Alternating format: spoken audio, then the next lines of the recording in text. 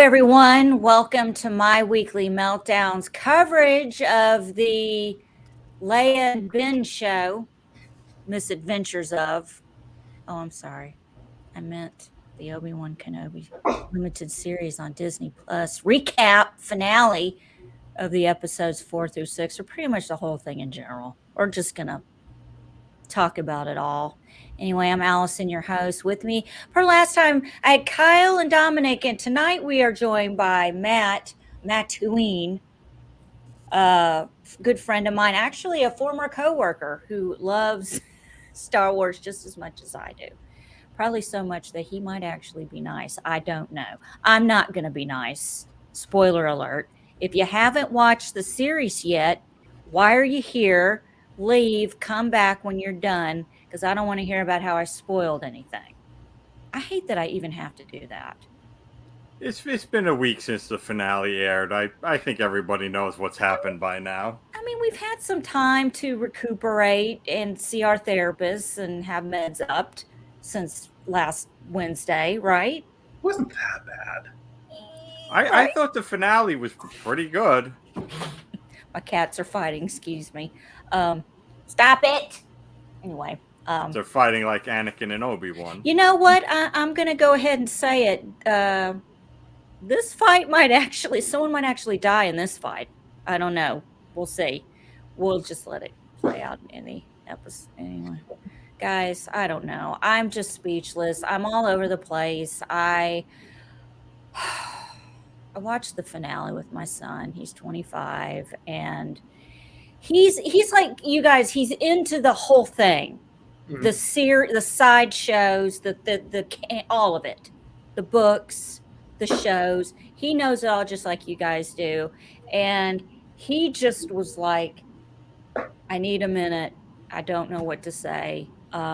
That infight was cool, but still had issues with it. I think it's just because he's my son and he was kind of born to be a harsh critic. I think that's all there is to it. But before we get too into it, you guys want to kind of give your thoughts real quick on how you're feeling at the end. Not everything, not the whole show. Like how do you guys each feel now that it's over? The scale of 1 to 10 of satisfied.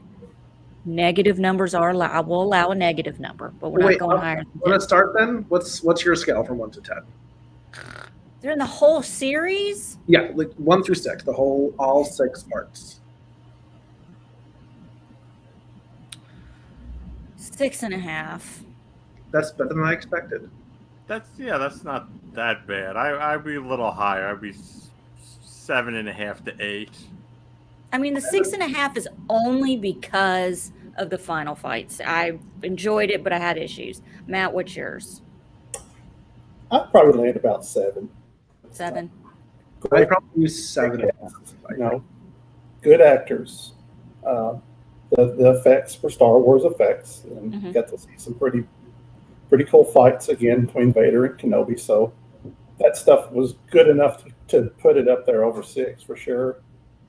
We can probably get into why it's not better than a 7 in my opinion later, but I mean it was not acceptable but good. It's okay. I could get into it all night about why it's not any higher than a 7 or a 7.5. I've been in my own head all day thinking about, what to say and what not to say. And, before we really get into it, I feel as if I went into 4, 5, and 6 of these episodes going, I'm not going to be a critic. I'm just going to let it happen. I'm going to just watch these episodes and just, okay, maybe it's me. Maybe I'm being too harsh.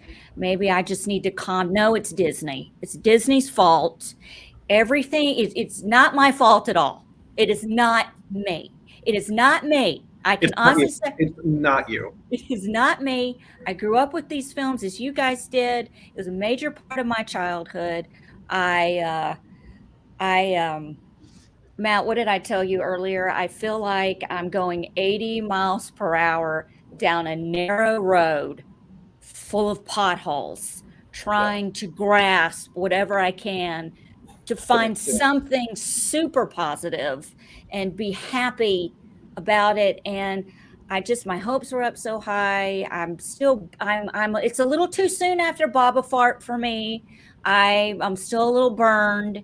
So I don't know. But that's just where I'm at. Well, before we break down individual episodes. The issue I had throughout the whole series was that it's sluggish. If I had to pick one word to describe the whole Kenobi series, it would be sluggish. Because every episode, it's like that feeling you have after you take cold medicine and your head's all fuzzy. That's how I felt watching every episode. Now I'm more positive than Allison is, so I like the show in spite of this. I will not waver on. This should have been a movie. This was a 2-hour movie stretched out to 6 episodes. I loved the first episode. I loved the last episode, and everything in between was just so sluggish. And Boba Fett had the problem. Well, we only have enough story for 3 or 4 episodes, so we're going to do 3 or 4 episodes, and then we'll just do another season of The Mandalorian after that. With this show, they just stretched everything out, had everything slow paced, everything sluggish. I thought outside the lightsaber duels, the action sequences weren't the best. The fight choreography. This should have been a movie. They should have made a Kenobi movie instead of the Solo movie. That's how I feel. I mentioned Solo and Boba Fett last time, but I didn't explain until after we went off the air why I felt those were missteps or follies, because I explained this when we went off the air that Han Solo and Boba Fett, they're spaghetti Western characters who need vague and ambiguous backstories. And so the Solo show, even, whether you liked Alden Ehrenreich or not, it didn't matter if they cast it perfectly. It was still a mistake. And I compared it to the Clint Eastwood Man with No Name trilogy. It'd be like someone today saying, hey, let's make a prequel to the Man with No Name trilogy, and we'll cast his son. We'll cast Scott Eastwood to play the role. It's like, even if that's perfect casting, it's still a mistake, because that character, the minute you give him a prequel, it takes something away from the character. So they shouldn't have really. They really should. The solo movie was just a misstep. Allison, we know how she feels about Boba Fett. So they should have given us a 2-hour Kenobi movie instead of stretching it out to a 6-episode series. Yeah, I don't like it when I'm in a position where I'm the time checker. Do you know what I mean? Like, I'm checking to see how much time is left in this episode, and I'm like, man, something has to happen in the last 30 seconds of the show, because I'm sitting here for like 58 minutes and 30 seconds, and I'm waiting for something to happen, and it hasn't happened yet. So that's what I kind of found myself doing. Kyle, I'm sorry. I think you were about to say something. No, it's right. I think I'm going to be the unpopular opinion of the night. Are you going to be the Tyler tonight? Are you? Oh God, don't do that. Anything but that. I hear, Dom, what you're saying about it being a movie. I don't disagree.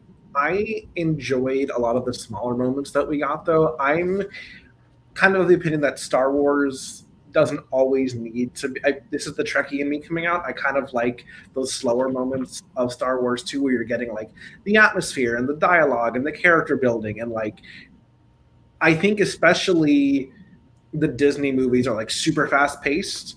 I think when you go back to like the originals, there are action beats, but there's also like character building in between that as well. So I think for me, I enjoyed a lot of the character building with this one. I think it would have been very rushed had we got a movie. And I like that they're taking it. I do have issues with it for sure. I like character moments too, but again, I never had this feeling watching the original trilogy where, like I said, the character moments, I felt like I had taken cold medicine, and it was like, why is this so fuzzy and wishy-washy? The character moments can still be dynamic, and it just wasn't. Yeah, I mean, I didn't feel that way about this. I thought there were some moments that were kind of slow, but I think for the most part, I enjoyed what they were trying to do, connecting lots of different threads between the video games and the shows and the movies. I think there was a lot to do. This was ambitious, and I think just a 2-hour movie it would have felt cramped and crammed. We would have been saying, "Oh my God, they should have made it a show," because they would have had there was too much crammed into it. So I think that we were kind of like, but I also feel like as a Star Wars fan, like everything is criticized all the time. You know, no one can be happy with anything that we have in these. I totally agree with that. I always say, whenever there's a new Star Wars thing, it's like, oh, this is ruined Star Wars. People have been saying that since Return of the Jedi. Sure. Wow. Well, I can't think of another franchise that's this old that has such rich lore and background, and from going back 40 years to the 80s when the novels started coming out and people started to flesh things out, and just the original series, original. There's a lot of time and lore canon that these fans are passionate about, and when you start to paint in the little gaps like this with a 6-episode story, just like with Han Solo, you mentioned, like in Clint Eastwood movies, you want a little bit of a mystery. You want to kind of understand what this character is in the broad strokes, what their moral center is or not is. But when you start to explain a little too much about what happened in the spaces, sometimes it dilutes what your perception of that character is, and it opens the door to step on a lot of that lore that fans really, cherish, that they really thought they would believe about a character, and then you start to change the narrative a little bit, change the story. And I think that's what's really soured people, not just with Kenobi, but with Boba Fett as well. He was sort of the first time he ever showed up was in that Christmas special as an animated character, and fans loved it. And then they put him in The Empire Strikes Back, and then he still had a mystique about him. Even in Return of the Jedi, he still had that mystique about him. You didn't see him that much. So there's a lot of built-up headcanon of what he is. But what we got in the show, they kind of did a turn on him and showed that, he's kind of chilled out after his experience, which, sure, you can, check that out a little bit, but you still want to see the badass side of him, too. And with Kenobi, there were a lot of downbeats and a lot of time he spent with Leia, bonding with her, and that's one of those things that a lot of fans, especially my age, didn't really think ever happened. So it's a little uncomfortable to flesh it out too much. And I think that's why those middle episodes, you get to episode 4, it's been, okay, we've seen this enough. It's like a Walking Dead episode, nothing happens until the last 5 minutes, and then, we'll wait till next week. Like I said, listen, it's like I opened with last time, when we covered the first 3 episodes. There's only 2 shows that are things I've ever covered that my life has been threatened, and I have just been completely, just my life Star Wars and The Walking Dead. Those 2 hand in hand together. It doesn't matter. People, they take it so seriously, and I think when it comes back to that, people like me who don't really, I'm just the movies, okay? I've watched some of the Clone Wars since our last show, and I like the way it intertwined together. I'm really getting into that.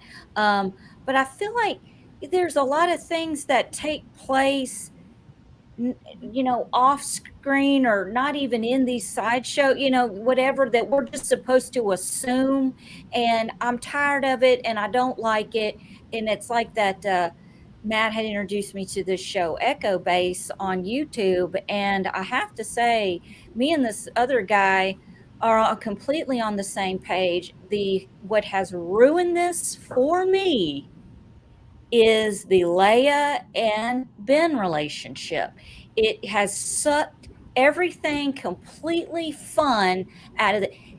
I was excited when I saw little Leia at first. Okay, whoa, there went one of my cats. Okay, that happens from time to time. Woo,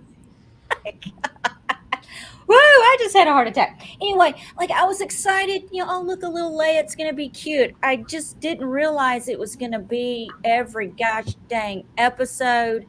And freaking little Lola, her little is just getting on my nerves like Jar Jar Binks. I just have so many things wrong with that relationship, and how casual she was about how he died in A New Hope, and freaking Luke Skywalker knew him for maybe 48 hours, and the guy is ready to throw himself in front of a huge freaking spaceship to die because he's upset about him being killed. So there's just a lot that I just like. I'm even pissed off about the whole Reva, the third sister character. Why was she even introduced? Why? I don't know if she was in any of the side stuff. I don't know. But I felt the way her character ended, I felt the way that she just disappeared off into the whatever, not even the sunset. She didn't even get a send off. She's just gone. Why? Why did we spend so much time on this young little Padawan that survived? She was using these. What was she doing to get to Vader? Bitch, you could have gotten to Vader anytime. You didn't need all this stuff. She could have done anything in the, just okay. Shut up, Tyler. Tyler's in the chat. I gotta say, shut up. He's not wrong, unfortunately. It's true. Yeah, I hate it when he's right. But yes, it's true. But I'm sorry. I'm gonna go on a tangent till tell me to shut up. I just can't.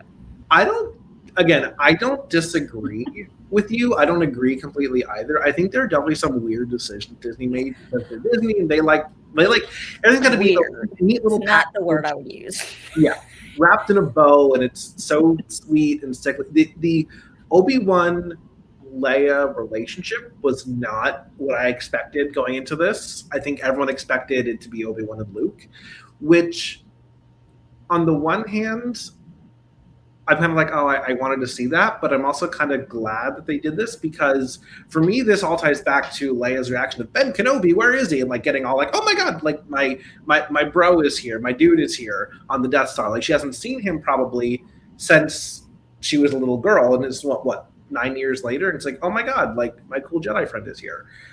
I feel like the implication with the ending is that Owen has softened his stance on Ben and is letting him see Luke a little bit more often now. So maybe that'll come in season 2. Season 2 overcomes.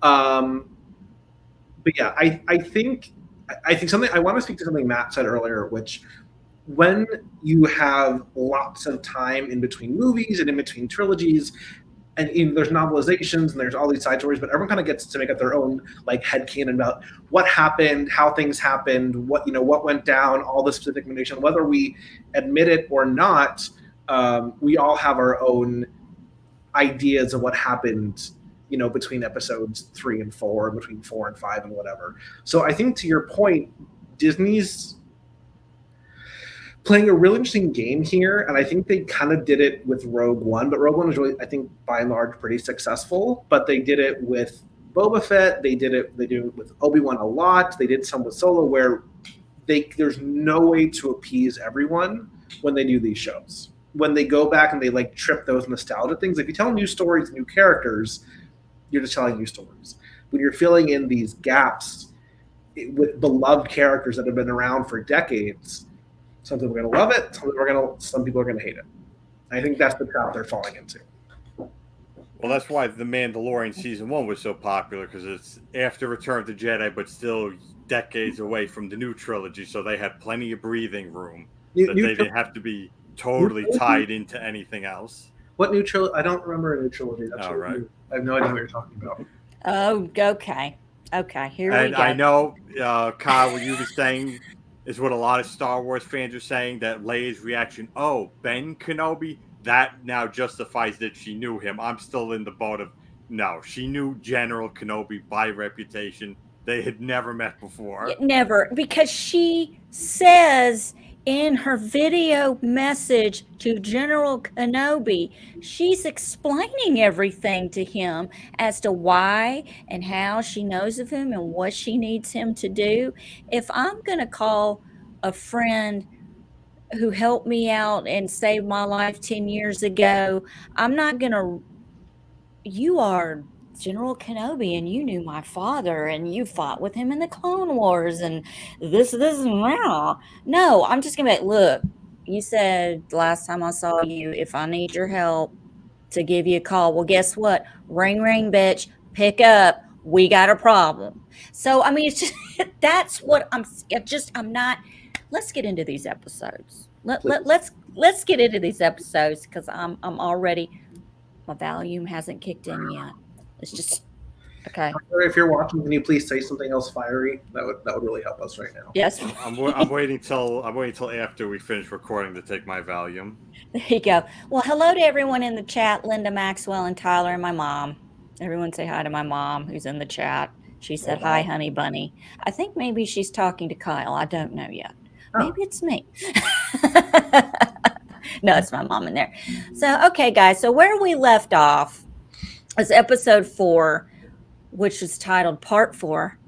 Because let's be honest, this is creative as it got in the writer's room with these titles, that they could only reference them by number. Okay, I went there. There it is. Oh, I've been saving that since the last show. Okay. And all the episodes of The Mandalorian and Boba Fett, they had titles, each individual chapters. episode. Chapter 1, this was just part 4, y'all. Part 4. I tell you what, we'll name it after we're done talking about it this episode. We'll come up with what the title should have been. Okay. Can't wait. Part 4. Having escaped Vader on Mapuzo. Hold on, y'all. This is about to get... Okay, yes, this is how... I got to put my readers on because I can't see shit. Here we go. Part 4. Having escaped Vader on Mapuzo, Kenobi and Tala arrive at a Path facility in Jabim. Meanwhile, Leia, who is being interrogated for details on the Path by Reva, is being held on Fortress Inquisitress. Wow, I can't believe I said that right. The stronghold headquarters of the Inquisitors located on Nur. I feel like I'm clearing my throat with all these words. Kenobi and Tala plan to infiltrate the fortress to rescue Leia. Once inside, Kenobi discovers a trophy vault filled with the preserved corpses of Jedi who've been captured and killed, including a youngling. They rescue Leia, but Tala's cover is blown and their presence is revealed. I got tons to say about that too. They eventually escape with help from Path Commander Roken and his guerrilla troops. But you can just call him Ice Cube Jr. from here on out. Vader, angered throughout the events, moves to kill Reva for her failure, but spares her when she reveals that she had attached a tracker to Leia's companion droid, Lola, in anticipation of the rescue. And just so you know, Lola looks a lot like one of those things from the movie Batteries Not Included from 1988. I don't know if you guys remember that or either. And Mickey is what he looks like. All those Mickey I seriously have been dying. Like, where have I seen this thing before? Oh, it was in that Jessica Tandy movie, Batteries Not Included. So that's also how creative they've gotten at this point with this show. So, who wants to start with this? What would you have called this episode? Trench coat. Episode foreshadowing. What did you say? Episode foreshadowing. Yes. Episode foreshadowing. What about you, Dom? Oh, I would just call it, I don't know, Assault on, and then whatever the name of the base was. I already forgot. Listen, they smuggled that little girl. They smuggled little Leia under Kenobi's pants, his poncho pants, whatever he's wearing. They smuggled her out under his robe. Really? There wasn't any other way to get that little girl out of there without you couldn't have put a coat on the woman and put it under her? Creepy. Hey, it worked in Austin Powers. Yeah, because it made sense. Yeah. It made sense. Here, I have all kinds of issues. Tala infiltrating the enemy, right? She gets in with her credentials. They question it, but of course, she gets through anyway. Look, this is the equivalent of like, I'm just a manager, okay, of McDonald's. But I'm going to go to another McDonald's that I have no business being there, and I'm just going to creepily come in and be the manager and just sit there and troll everybody, and nobody's going to say anything or notice. It was odd to me that she was talking to him out loud at a desk next to other Imperial officers. I was like, I'm like, that's a plot hole. Like, because like, just one. She's whispering, but like, it's a big, echoey, intimidating room. Like, sounds are gonna travel. It's not like there's cubicles. Like, there's not like little Do you know what loud like yell whispering is? Like when you're in church and your child is misbehaving and you want to scream, if you don't stop it, I'm gonna beat your ass on front of Jesus. You know, it's like you're doing that kind. It was that like what she was doing. I'm telling you where to go. Just fucking go, Ben. Jesus. You know, it's you know what I'm saying? Does that make sense? Yeah. No? Okay. Yeah. But yeah. Yeah. There were some weird moments. For me, there was like some moments that tied back to the cartoons, like with the Dead Jedi, and that will come, Allison, in your future. The other two probably know what I'm talking about. I think that's in Rebels, actually, if I'm remembering correctly. But like, I was seeing all of Rebels, so I was confused by that too, because, and this is something a lot of people have talked about. They're supposed to be dead, but they're like frozen, like they were frozen while they were still alive. So it was to the audience who wasn't familiar with them. It's like, are these Jedi supposed to be alive? Like you could thaw them out like Austin Powers and bring these characters back? Yeah, they're in amber, frozen in amber. Yeah, so they'll be cloned on Jurassic Park. Yeah. Well, yeah. It was an interesting episode. I played Fallen Order a few times. I love that game, and Cal has the adventure on the same fortress and the same planet, which looks much more interesting in the video game than it looked in the movie, which I thought was kind of in the show, which I thought was really interesting. They kind of like dumbed down the CGI for the show, which was kind of like, oh, it's kind of boring. But I think this takes place before the game, or it's after. You're right. It's after. I'm sorry. Yeah. So basically 10 years, right after the Purge Fallen Order was right during the Purge, right? That's right. I guess it would have been like, what, 5 or 6 years? Yeah, so like maybe 5 years before the events of the show. I think you're right. So I think they had the same fish. The big fish swimming by was the same fish in the video game. Yes. They just repurposed the animation. The only video game I can reference is Jedi Power Battles, because when Obi-Wan's deflecting blaster shots with his lightsaber back at those who were firing at him, I just had flashbacks to playing Jedi Power Battles when I was 15. Nice. Actually, a positive note there. I think it was kind of cool to see Obi-Wan struggle to use his powers in the beginning, and like you realize I think we talked about this last time, he was like cut off from the Force, he cut himself off. Yes. And like you can see his power slowly getting more robust and more back to his like former strength. And of course, by the time you get to the finale, they're back to where they were, and then the duel happens that everyone was waiting for the entire 6 episodes. When the episode started, as I recall, again, these are notes from 3 weeks ago, that Vader's in the back of the tank, and now I like this. Now They're that both in the tanks, right? Yes. Okay. So now that they've been in each other's presence again for the first time in 10 years, now their connection is back.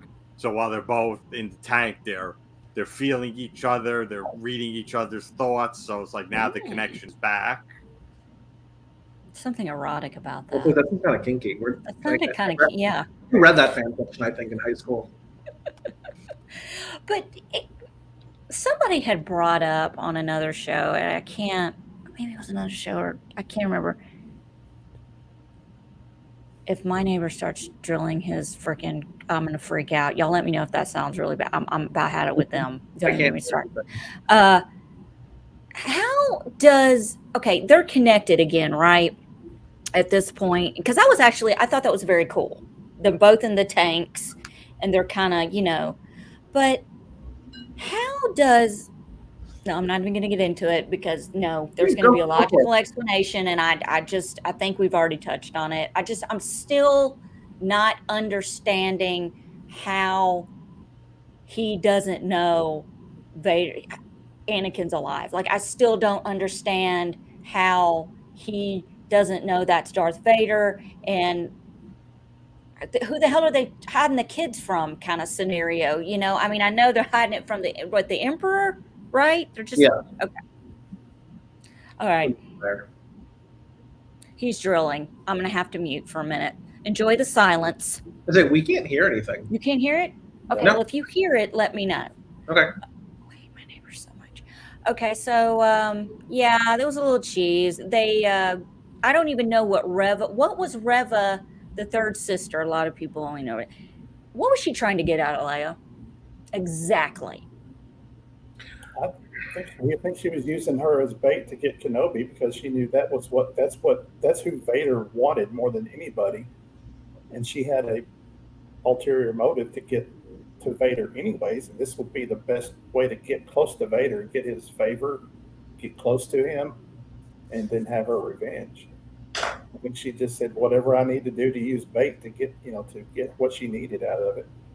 So she yeah, and on the surface level, Leia may, I forget the path. They talked about the path in episode 3. Leia may have known where I guess these are the early days of a rebellion, so to speak, that she knows where they're at. Yeah. Maybe she heard something that Tala said. And, Leia's a child. Reva wants to know where Tala would have taken. Yeah. Taken Leia. Something my friend said that I think is one of the biggest plot holes in the show, and a lot of them I'm willing to gloss over a little bit. This one I think really with Star Wars, you have to forgive a lot of plot holes, and either you can get on board with it or you can't. Yeah. Look, I've done so much forgiving that Disney is going to start paying my therapy bill. But go ahead. Good. Yeah, same. Can we get that? I'd love that. But for me, it was the fact that, and this is my friend's point that I didn't even think of, was that Leia's been arrested by the Empire. She will have a record. There is not a snowball's chance in hell they let her become an Imperial Senator. They know who she is. They know she's involved with the Jedi. They know her. Given Vader and Palpatine's thing, they know who Leia is. That would be enough to have her and her father and her mother all executed for treason. At least they're on a watch list for sure. Well, this was, 9 years. I mean, but Reva, she did this on her own, kidnapping Leia. So this was off the books. Yeah, but we're still in the Inquisitorial Fortress. That's the only way you can explain is it was kind of a Black Ops kind of thing where this doesn't get. Yeah, they probably didn't say this is Senator Organa's daughter. They said this is a girl with a connection to Obi-Wan Kenobi. They may have just lied, said this is Obi-Wan Kenobi's daughter. He had a. True. It still seems questionable to me. Well, yes. It's another one of those deals where you've got to be careful what you introduce into the story because there's so much. It's really hard to, George Lucas, he even redid his own stuff when he did the digitals in the 90s. Yeah. But still, I talked about that last time. He added plot holes where there was no need for a plot hole, and he would throw one in for no reason. Yeah, but he didn't bend it to the point where it would break. He kind of. The technology caught up with what he really had in his mind, and he kind of colored that in and added things, some dialogue or some dewbacks in the desert, whatever. But you start really getting into this stuff with Leia and being on, now she's on the radar of the Empire, perhaps, we don't know. But I think Leia would have been better off as a character in the Andor series, since they're spanning the time that Andor is right before TOS. I agree. She could have fallen somewhere in his history at that age, and she would have been a great character for 1 or 2 episodes, just to have a little side mission that he comes across her, and she just happens to be there with Bail Organa or somebody, and you get a little bit of taste of her and say, oh, she did a great job playing Leia. I have nothing wrong with the actress and how she portrayed Carrie Fisher. She nailed it. Nailed the character. If Leia was in the Andor series, since that would have only been a year before the original Star Wars, then it would have been a deep fake Carrie Fisher. Well, they could have done her this is Andor since he was a child growing up, so they could have done a flashback to where maybe he ran into her 10 years when the rebellion was just getting started. Her father had her with I'm just saying a very cameo appearance. True. That's what I would have appreciated more than having her in all 6 of these episodes. Okay, so can I ask a question then? I don't think we talked about this last time. Now that we've seen the whole thing, Matt, if you don't mind starting, what story or what arc would you rather have seen for this series than what we got? I would have gone away from Luke and Leia maybe there's one interaction with Luke, because Luke is aware of Ben Kenobi. Yeah. In the Dune Sea. He's a crazy old wizard. He's aware of him somewhere in the community, but who knows if he's seen him even when he's a child. I would have liked Obi-Wan to have, let's just say, pursued by the Inquisitors another way, or let's just maybe he gets involved with somebody else, another Jedi that they find, and he's off-world. He does have to leave Luke alone for a little bit and go on something else. Maybe there's some smugglers that get involved with some Jedi, and he tries to help them. The story of a beaten down hero with trauma that is starting to get a little too trite. It's getting used a lot. I mean, a hero has to have a weakness, or you can't be overpowered all the time. You got to have a little bit of a relationship with them, be able to say, okay, I can see myself being like that. But when he's just beaten down like that, I would have liked to seen him continue to have done some little off-world missions now and then. Like, I know he's supposed to watch Luke. That's priority number one. But go away for a few days or a week and he's on a little adventure and come back. I would have liked that. I think people would have had trouble believing that it would have to be Leia in danger for him to leave Luke. Because I think Luke is the only thing that could take precedent would be like, all right, Leia's in danger right now. So yeah, there's very few things that would take him away from that. Even Bale said she's just as important as he is. And they are. They're the twins. They're the sons of Anakin. Yeah. Or the daughter of Anakin. So, which reminds me, in The Empire Strikes Back, Obi-Wan says, that boy is our last hope. And Yoda says, no, there is another. So even in The Empire Strikes Back, the implication still is that Obi-Wan doesn't know that Leia is Luke's sister. He doesn't know, or he's sexist and doesn't think a woman can do it. Because they still had it, because when they said the line, there is another in The Empire Strikes Back, it still wasn't Leia. The plan was Luke would have some long-lost sibling on the other side of the galaxy. But when it came time for Return of the Jedi, it was like, we don't have time to add another character. It's Leia. It was. Leia. We all know it was Rey, right? Who's Rey? Reva tries to use as I wrote this down here, and Leia, like, she was able to block the way Reva's interrogation techniques, sort of like Rey did with Kylo Ren. So I was curious if that angered anyone on the internet as much as it angered them when Rey did it. Subconscious force ability. Yeah. Yeah, I mean, that to me just kind of reinforced Leia's ability to, getting to 2004, where she was able to resist Vader's questioning, where she's, this is not her first rodeo. Like, y'all do not know with whom you has fucked. And she's like, pro droids, I can handle that.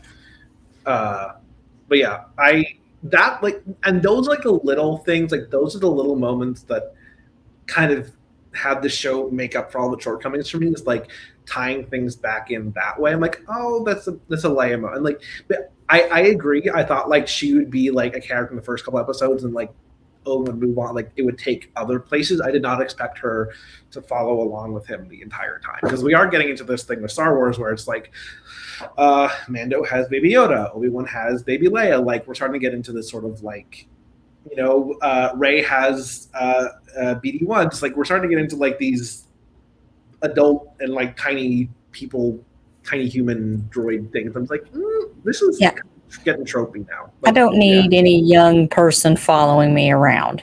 I can take care of it myself. Yeah. But like when they rescue her from the whole, when they rescue her and they get away in the ship, and the third Reva sister starts just throwing stuff, force throwing things at the ship. She killed Wade. Huh? She killed Wade. She did. Wade was the VIP of that episode. I know. This should be called Part 4, Wade. Yeah, Wade's last flight or something. Not trench coat. Trench coat. What, Wade's trench coat? Yeah. No, but like she's force throwing stuff. She can't stop that little ship. Because I'm going to get into ship stopping with the Force here in a little bit. But she couldn't have reached out and just stopped it and brought it back. I mean, and they get away. Is the biggest plot hole in all of Star Wars. what it can do, how powerful you are at certain times, it really does change for what the writers need in that specific moment. Yeah. Plot convenience. And Darth Vader would have snapped her neck. Okay. He would not have. I mean, I'm talking about old school Darth. Okay. And I know this is 10. It's amazing to me how it's only 10 years from A New Hope. And I have so much to touch on that too. But he just, he gives 0 F's. And he's like, what is your bitch? I told you to stay in your lane. And you couldn't even do it. And you try to do this. So tell me how you going to fix it. No, But you also- don't explain anything, crunch. But also, once she said that he had the tracking device is with them, she's done. He doesn't need her anymore. She's outlived her usefulness. She messed up. She got the tracking device. Now we have it. Great. Goodbye. Yeah, there's no need. Look, Yeah. they could have killed her right then and there, and I would have been okay with it.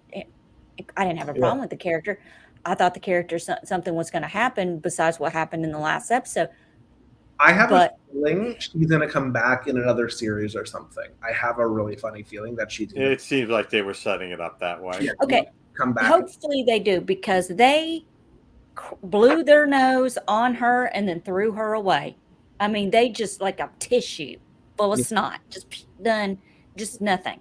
We talked about this some last time, and I think that this is Disney's issue: is they can never fully commit to anything. Like, No. there's everything's kind of like they get right at that line and they go, oh, just kidding, and walk it back. Like, we were all losing our shit last time over like Vader being Vader with that village and killing them willy-nilly to bait Obi-Wan. That is like classic Darth Vader. Like, yeah, that just makes sense. But he's not gonna.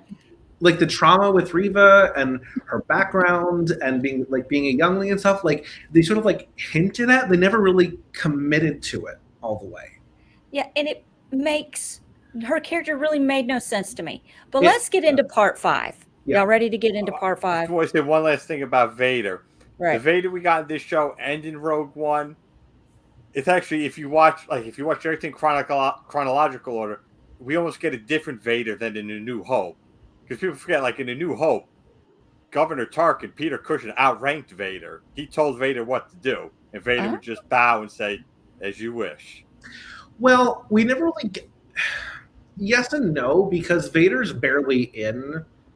I mean, he is in Rogue One, but he outranked what's his face, Krennic. But I don't know. I guess Tarkin would have been around, but I get the sense, and I think this matches up with the lore, that Vader was kind of like Black Ops, like he was not on the books, which is, I think, the explanation of how Obi-Wan didn't know where he was, because he's kind of like, the galaxy's a big place, and he's off doing the Empire's bidding when you can't send in like the regular Moffs, like he does the extra dirty, off the book stuff. So I feel like, I don't know, that part doesn't really bother me as much, because like I feel like he wasn't as useful to Palpatine as a government bureaucrat, which is what Tarkin was. Leia says something about Tarkin holding the leash, Vader's leash. Yeah, that's right. Yeah. And where was he? He's a tool. Where were they during these episodes? Oh, they're probably off with Thrawn somewhere. Yeah, Coruscant or something, doing some plotting. I hate this show so much. Okay, we're gonna get into part 5. We're gonna get into part 5, and then we're gonna name the episode. Are you ready? Okay. Wait, did we decide on 4, or is it just? I'm already out of notes, so. Yeah. Oh wait, 5. We're on 5. We're on 5. I can't count. See what this show's done to me. Okay, part 5, and then we'll name it. 13 years prior, Kenobi trains Anakin in lightsaber combat on Coruscant. I don't know the name of this. Yeah, what is it? Coruscant. Jesus, that's not how it's spelled, but okay. C is silent. Where he criticizes, see, he was always criticizing little Annie. That's the problem. Okay, when he criticizes Anakin for his aggressive fighting style, but in the present, tracking Kenobi's location, Chujabim, Vader promotes Reva to Grand Inquisitor. The Empire arrives to besiege the facility and deactivates the escape doors. To stall for time, Kenobi negotiates with Reva and deduces that she knows Vader's true identity as she witnessed his massacre at the Jedi Temple on, what was that word? Coruscant.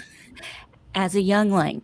She reveals she wanted to gain Vader's favor to kill Vader for revenge rather than serve him. Man, this was a long way for a short trip. But anyway, we'll get there in a minute. The facility is then breached with Tala sacrificing herself to save Kenobi, realizing they cannot win. Kenobi surrenders and is taken to Reva. There he convinces Reva to kill Vader when she delivers Kenobi to him. Meanwhile, I'm sorry. Meanwhile, Leia opens the doors after removing. Okay, oh my God, I can't with this. Removing Lola's tracker, allowing the path to escape before Vader besieges the facility. Reva uses this opportunity to attempt to kill Vader, but is quickly overpowered after a brief duel. Is that what they're calling it? And stabbed, just like Qui-Gon Jinn and lives. I'm just going to throw that out there. She is left for dead, and the original Grand Inquisitor arrives to reaffirm his status. As the Path Network escapes, Reva finds Bail Organa's message on Kenobi's transmitter, revealing Luke's location on Tatooine.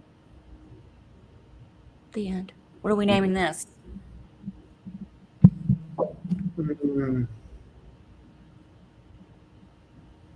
Part 5, Leia saves the day. She's got a thermal detonator. She's got a thermal detonator. All right, Okay. that's fine. I'll co-sign that. Cosign, Matt. R.I.P. Ned B. R.I.P. What? Ned B. He was the big droid, the big lifter droid that. You know what? Yeah, I love that droid. He's a strong silent type. Yeah, he's a strong. I like that Boba Fett droid. used to be. To what? Like Boba Fett used to be. Yeah, It's true. Exactly. And then Boba Fett opened his mouth and ruined everything and became Boba Farts. Can I say? So in 20 years, this droid is going to have his own series that that's Allison coming. will be disappointed with. Yeah, Just me him moving boxes. he'll speak. What was that, Kyle? I just feel I love Tamura Morrison so much, and he's brought so much to like the shows and the actor of Boba Fett. But like, I feel like he's probably like 20 some years too old to be playing Boba Fett where he was in the timeline. Yeah. I'm just like, he was maybe in his 40s, I think, if my math is correct. Yeah. Because he's what, 10, 12 years older than Luke and Leia, give or take? Maybe like Yeah, he was in the Clone Wars. He was probably around 11 or 12. Yeah, so you figure add 3 years to get to episode 3 when they're born, so 15 years older than them. Like, I don't know. They could have, but they probably thought we already did this with the Mandalorian, where he never takes his helmet off. They could have just had a younger stunt person play Boba Fett, and then just have Tamora Morrison just do voiceover. Sure. Yeah. You spent some time in the Sarlacc pit, though. You might age. That aged him. Yeah. Yeah, they did. And whatever that thing was eating, he was eating too. Yeah. True. I don't know. Anyway, part 5. Okay, just let me get this off my chest because I have a couple of things. I have the text message that she sent me as soon as she was done watching the episode, and I will read my retorts. I have. Okay, just let me go off kilter, and then I'm going to mute myself because I have so much to say. Like I have, what the? Okay. Should we set a timer or like?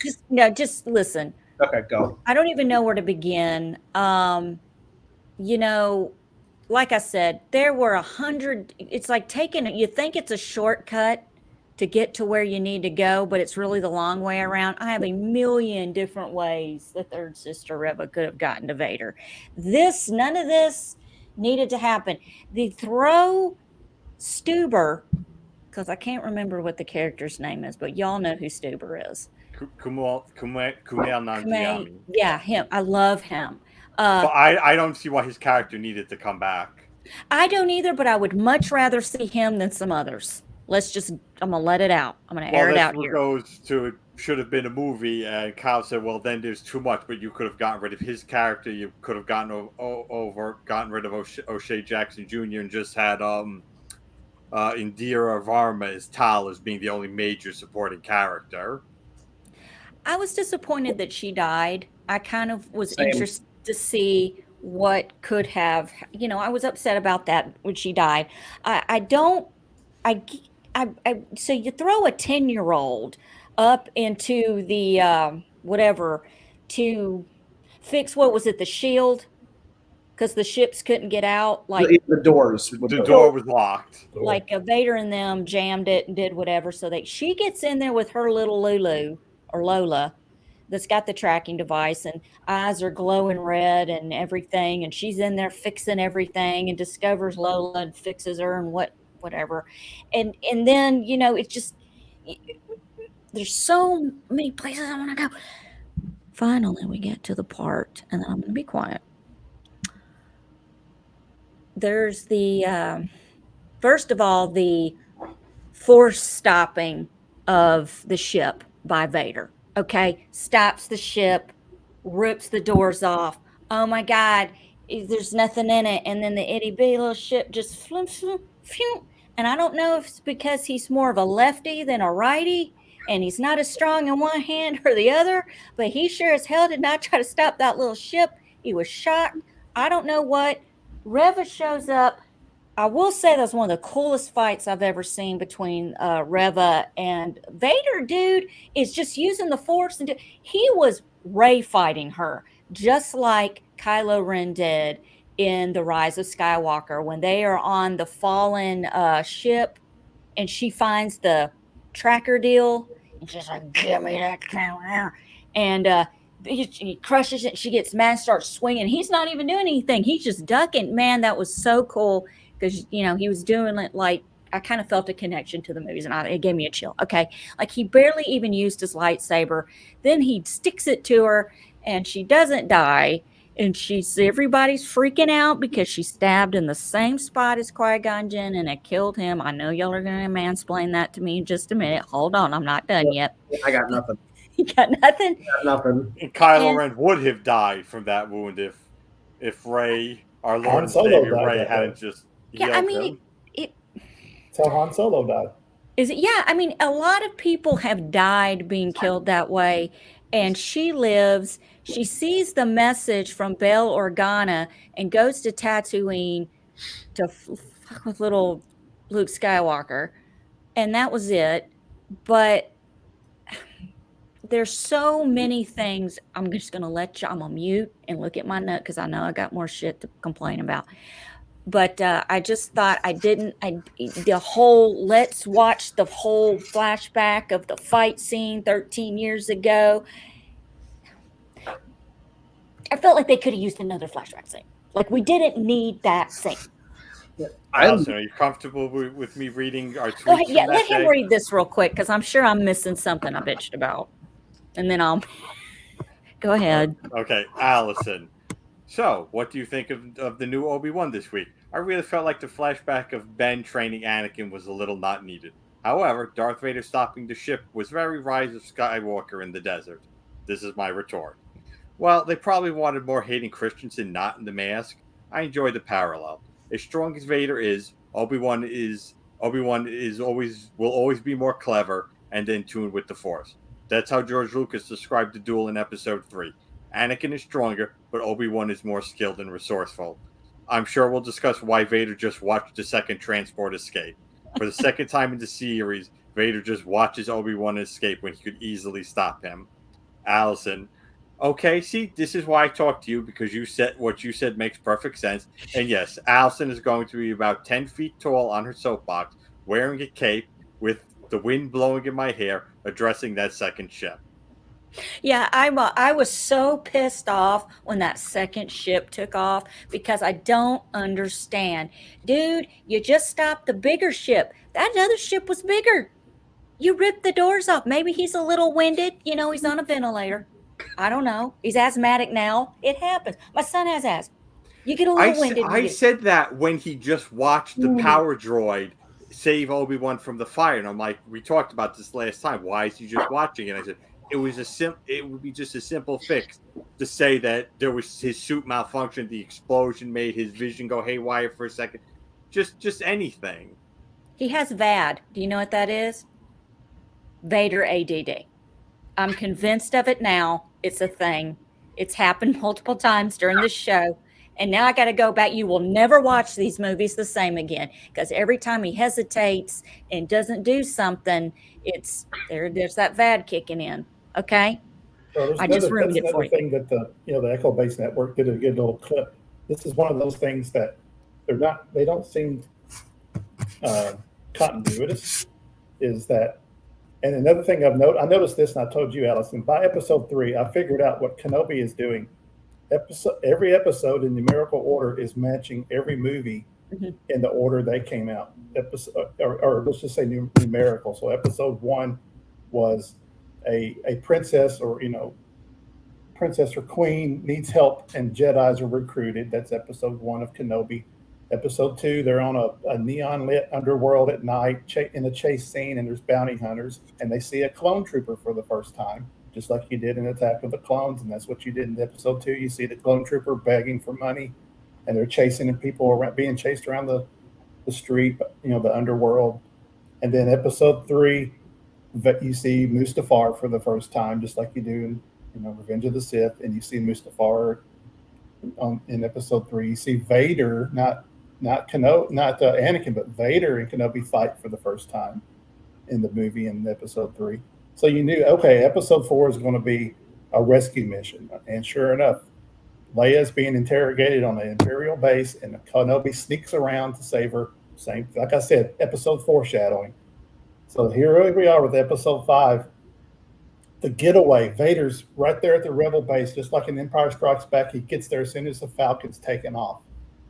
But what did he do 10 years before that? He went into a Rebel base, and the ship's about to get away, and he stops it with his hand. Did he not remember that trick 9 years later, 10 years later, whatever many years later? The Falcon was pretty much gone when he walked there. It was like... Yeah. I don't know how far his reach would be. And the Falcon's a hell of a ship, too. Let me just say. Makes 0.5 past light speed. That's right. Maybe he can't stop. He's like, oh, that's a Corellian. So Matt, what you're saying is it's like poetry. It rhymes. Well, and that's what I appreciate the effort, because I do love Lucas's poetry. This is very much an intentional thing that they did to honor Lucas's poetry. He did that with all of the poems that he told. There's so many similarities. You call them tropes if you want. There's similarities to people. Just like, another thing about episode 1, you saw Leia having her friend dress up like her. That's what Padme did. She had somebody else. You saw Luke pretending to be a pod racer, just like his father was a pod racer. There's little callbacks, and I like those. I like those ideas. I have to rewatch. I did not make any of these connections. I'm going to go rewatch all these now. Yeah, go back. I think it was intentionally done, and they had a long time to plan this out. It's just, Force abilities is always a vague thing that are always growing. By the time you get to the sequel trilogy that does not exist, Kylo Ren. Let me just tell you what happens. Kyle, were you stewing when Allison was praising Rise of Skywalker before, talking of the beauty of the Kylo? Kylo can stop phaser bolts, in midair, laser bolts. That was cool. It was a cool, inventive, new. Well, that you say, okay, this is years later. That was what I was watching. Oh my god, it's gonna be such a good movie. This great opening scene, and then it wasn't. Anything's possible in the Force, and you can't show it all. George Lucas couldn't show it all, and there's room to grow on it. So I accepted that. It's just, and then the other thing, Luke was falling down the shaft in Empire Strikes Back. Luke, Vader's telling him, "I'm your father. Join me." Luke just falls. Well, Kenobi had saved Leia from dropping in an earlier episode.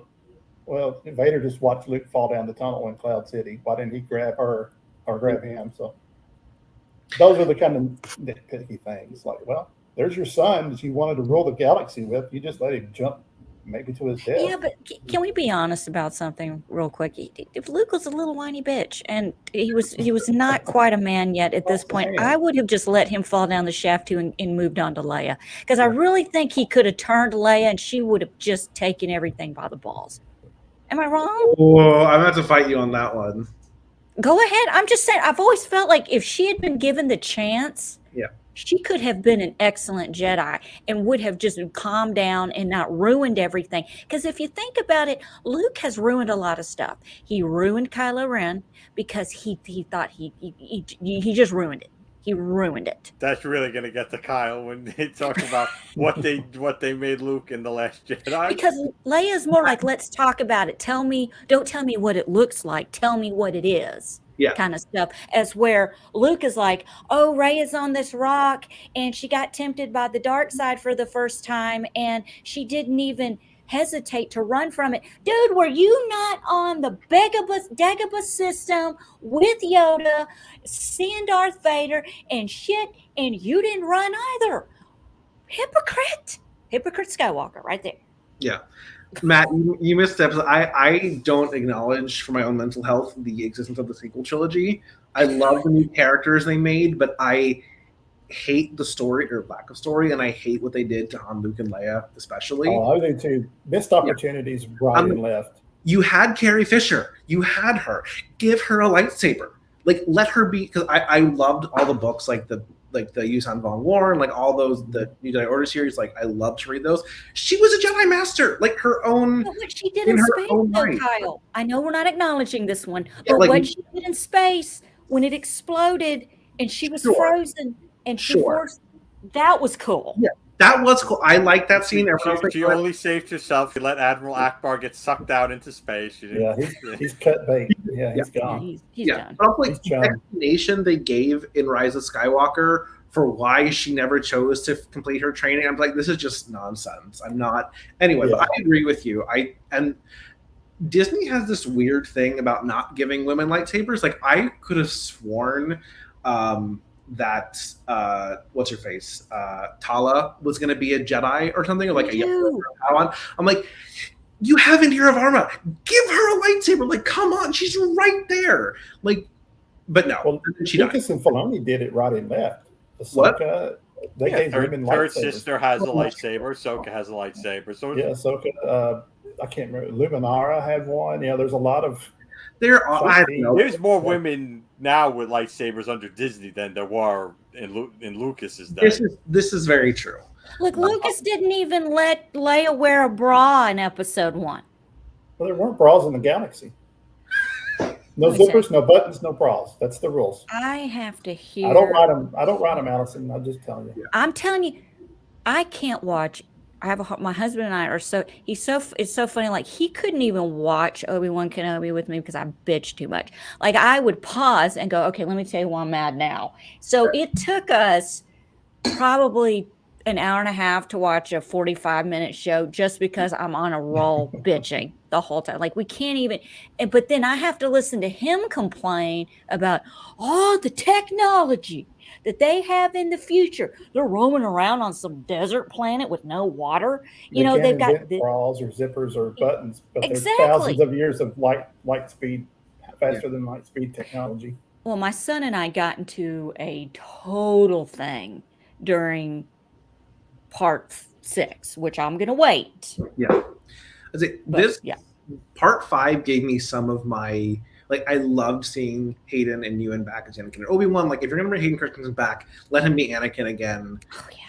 I wish they would have shown us more of, like, the flyboy knight hero of the Clone Wars Anakin, not, like, Padawan Anakin, especially because Hayden's so much older now. Like, I let him play, like, late to mid-20s, not 19, because that would have been a little, like, with the long hair would have been a little more believable. Like, right before Episode 3, like, seeing him in the Clone Wars, seeing him be that action hero, like, that would have been really cool, I thought. Because you only ever see it in the cartoons, where Anakin is, like, this literally knight in shining armor. We never get to see that really in the movies. Like I said last time when I was recommending Clone Wars to Allison, we see Anakin's good qualities in Clone Wars, whereas in Episode 2, when they improved on Episode 3, we mostly just see his bad qualities. And I get, like, why they picked what they picked to show, like, his. But I feel like they could have done it in pick a different era, have him at Obi-Wan doing a training exercise. I don't care when it was. I just think it was the wrong time period for him. But and they didn't. I don't think they bothered digitally de-aging him. I think a little bit, but yeah, not much. I don't know what they did with Luke Skywalker. They not really went on the cheap. Completely different body. And Obi-Wan's hair and beard in Attack of the Clones looked fake anyway, so it didn't matter. But you know what? Ewan McGregor does not age. Yeah. The only thing different on him now is he had that weird mole removed from his forehead. It's gone now. I don't know if you've noticed. He used to have a mole. It stuck out like a third eye to me, and I always used to say, Like "This that guy's one? a freaking no, not like that. No, you're fine. Gazillionaire, get that shit removed, okay? Because it bothers me. I don't care. But it was gone in Dr. He waited Sleep. so long to do it. I know, but you know what? They didn't put it back during that sequence, and guess who looked? Me. You're the only one. I'm the only one, but I'll admit it. Yeah. But yeah, you're right. He's in Dr. Sleep. There's a line where the villain is like, she sees Ewan for the first time, is like, "I'm sorry, handsome. Who are you again?" I'm like, did they call him handsome in the book, or after they cast Ewan McGregor, like, we have to add the word handsome here? We just have to. He does not age. He looks very good. He is only 6 years older than me. He's like 50 or 51. Like Spring chicken for both of you. Yeah, thank you. But I did think that this, out of the 6 parts, this was probably had some of the weakest writing plot wise for me. It was, the door's stuck. We have to send Leia in out of anyone else. Like, that was weird. She's the only one that would fit, Kyle. Sure. How convenient. Yeah, right. When they didn't have any Jawas or Ewoks or anybody. Droids, I don't know. Like when when Obi-Wan randomly gave him all of his things, and they made the point of showing him dropping the communicator. I'm just like, oh, it's going to be a thing. And then and then the ships, which made, I have no explanation for that. That's just lazy writing, honestly. You know what I think? Lazy writing. Yeah, it's lazy. And let me tell you something. They need to hire, not to write the episodes. They just need to hire a couple of hardcore fans who know their shit. I mean, really know it. Just sit them in the corner in the writer's room during these shows. And when they start throwing, okay, guys, here we go. Little Leia, Ben Kenobi, buddy up. Nope.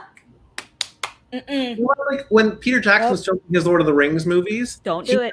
Experts the entire time, through writing, through filming, through post, everything. There was Tolkien experts, which apparently the Amazon series is not doing because that's going to be a disaster. But anyway, did he do that for the Hobbit trilogy?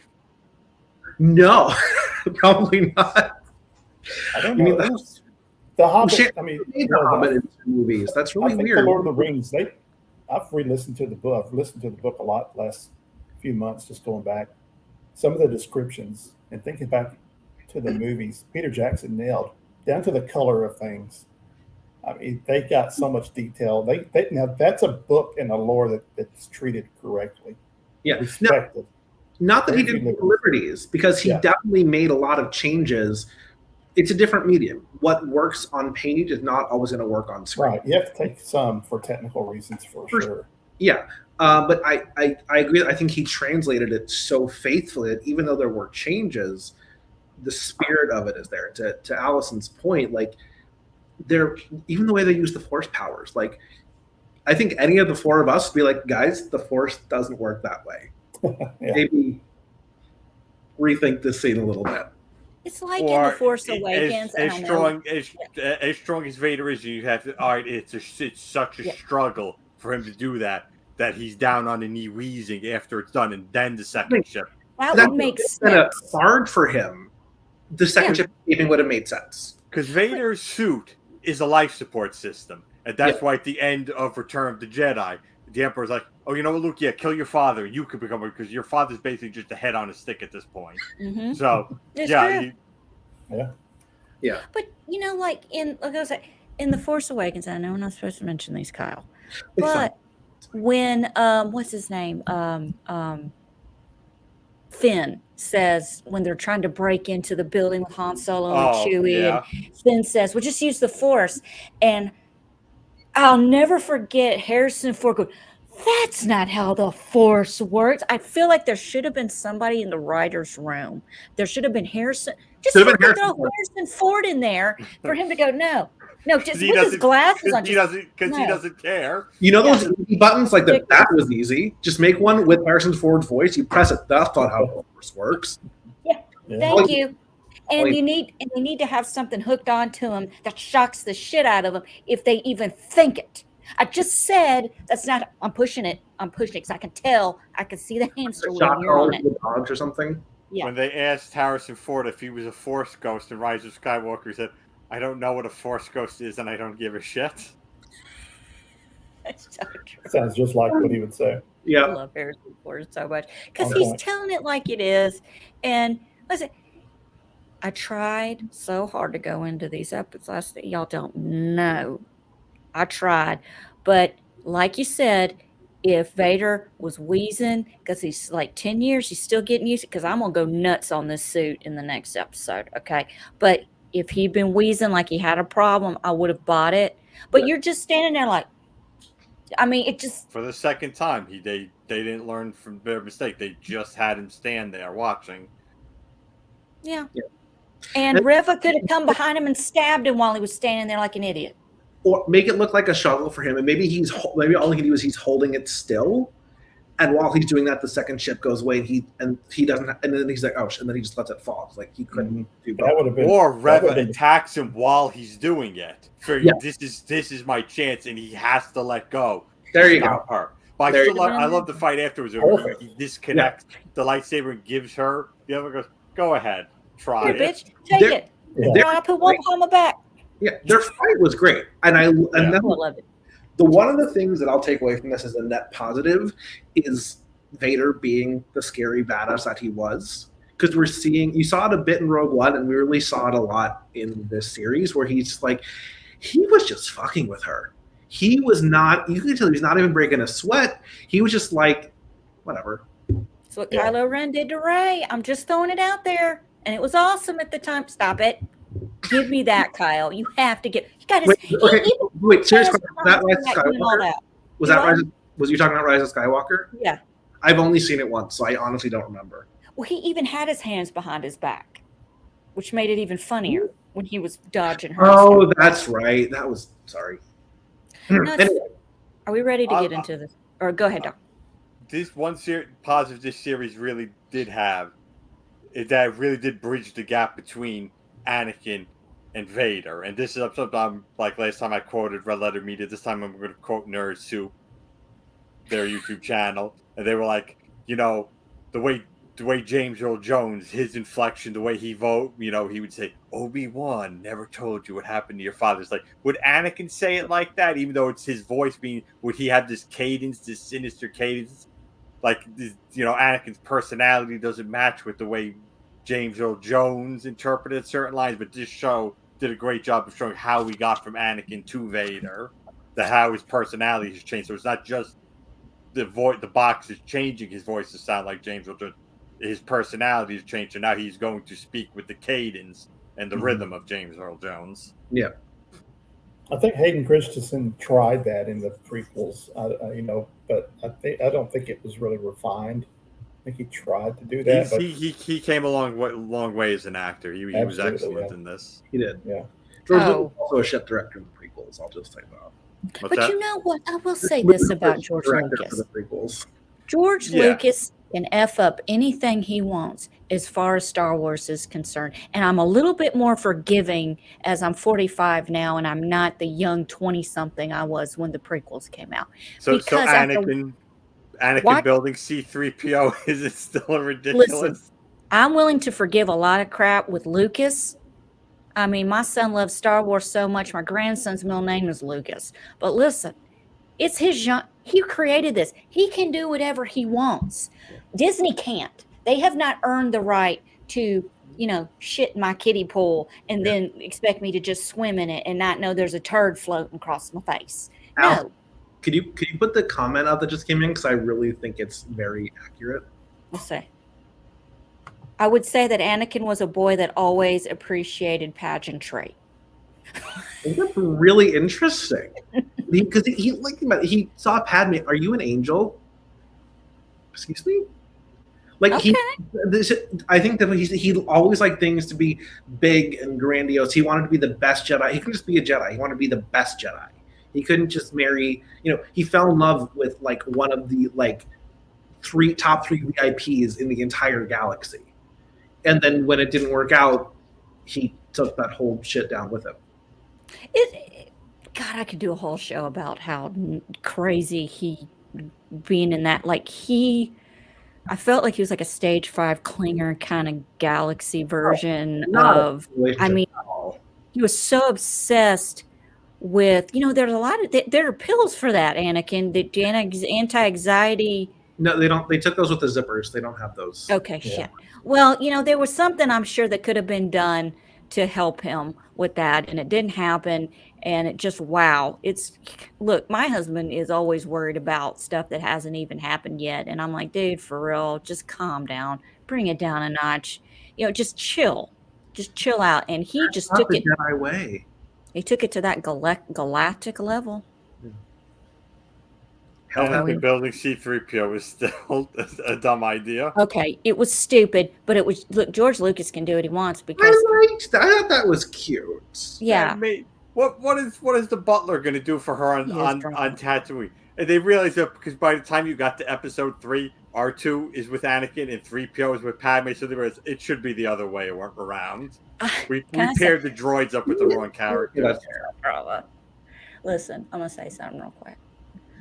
When I saw Attack of the Clones, I went with a girlfriend of mine, and she brought one of her closest friends, and he was a gay man, okay? And what? He was gay. Listen, I know, right? We have them down here. But listen, he said to us, that kid's gay. And the kid's gay. Like, he said, there's no way. He's so dry. And it's like aggressively relaxing. Dude is all dry. And the pageantry, it's like, he can't control anything. He's living a lie, and this is the result. And he's like, man, he just can't. Something is, going wrong here. And I'm like, man, I can't. And now I can't. I kind of can. But this was only because a gay man had said that to me, and I was like, you just ruined it, because now that's all I'm going to see, which is fine. But now it's in there, so it makes sense. Anakin and Padme are one of the few heterosexual couples that I aggressively am like, no, I will go down with that ship. Although people have shipped Anakin and Obi-Wan for a very long time, and I do understand that. A little creepy, a little rapey, but because of the age difference. But I get more homosexual vibes from Luke than I do anybody else. Luke is not a straight man. I see. Yeah. See, I just really have always felt like and he's so conflicted. It's like just be yourself and live your best life and be you. Maybe you wouldn't screwed up the entire galaxy with your nephew. Have you read the books, Allison? Like that was Jake Skywalker.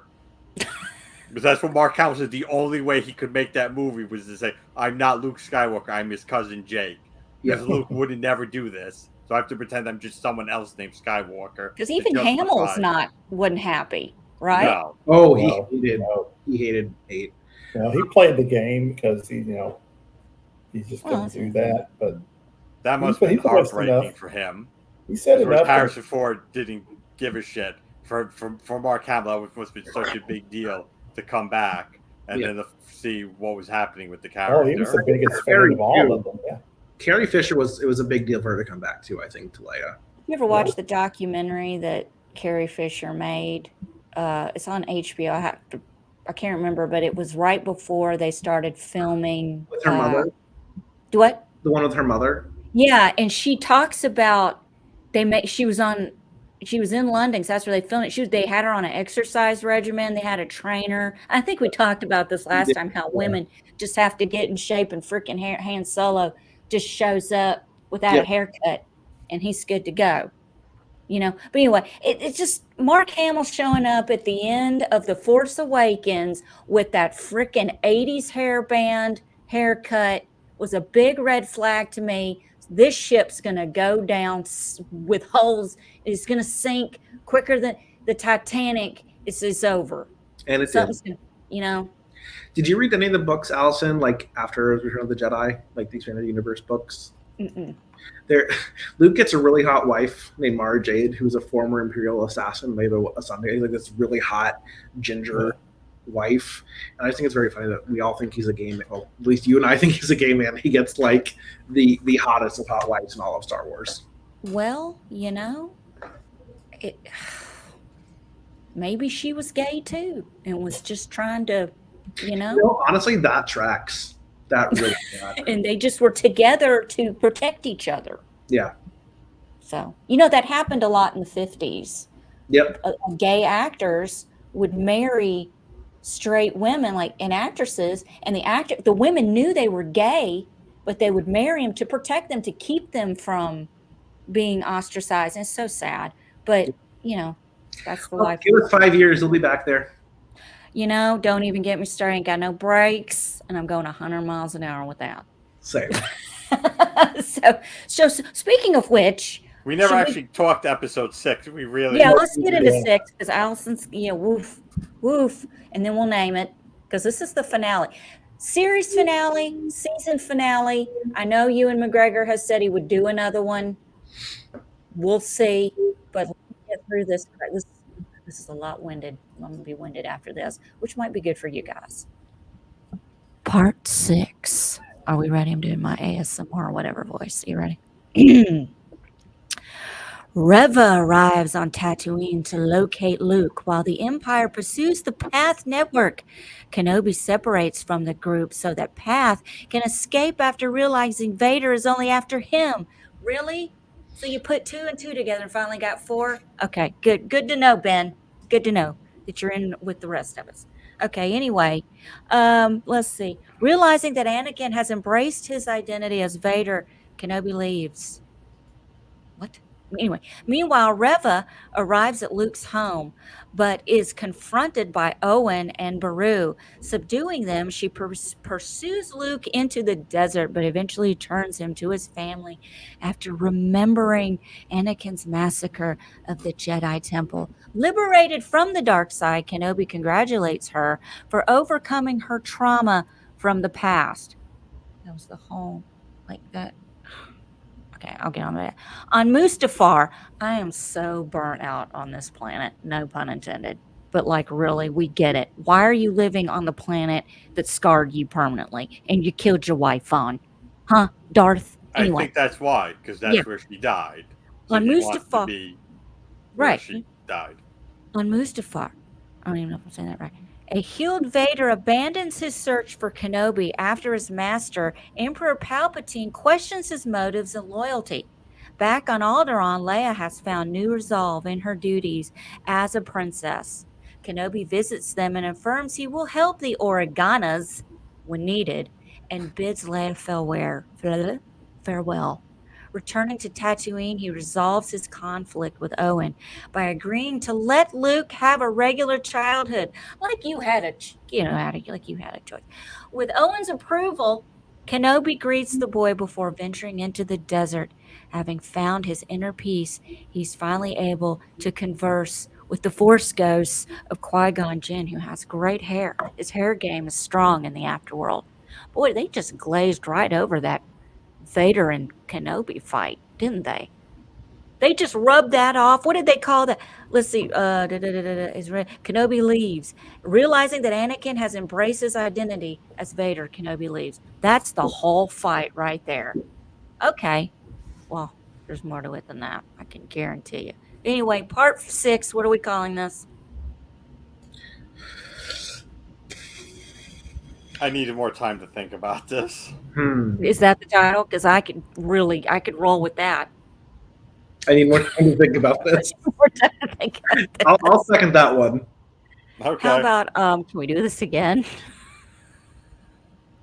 Rest in peace. Hello there. Hello there. General Kenobi. I'll do what I must. Oh God. I will. How about a rocky ending?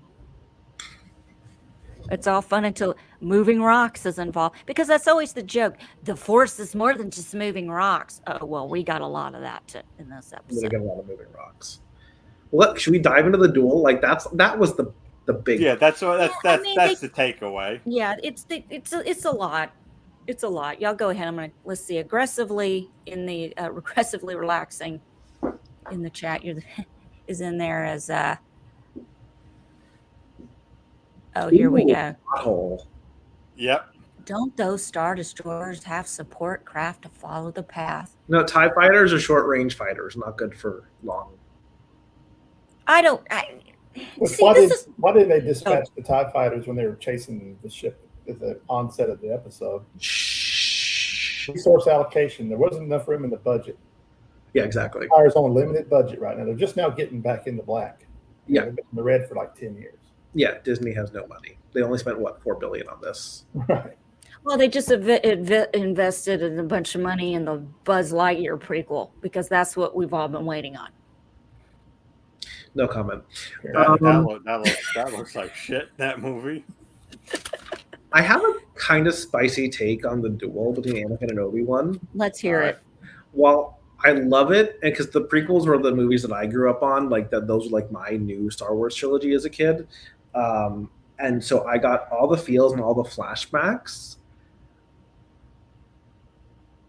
I don't think it would have made sense for them to fight again between 3 and 4 Again.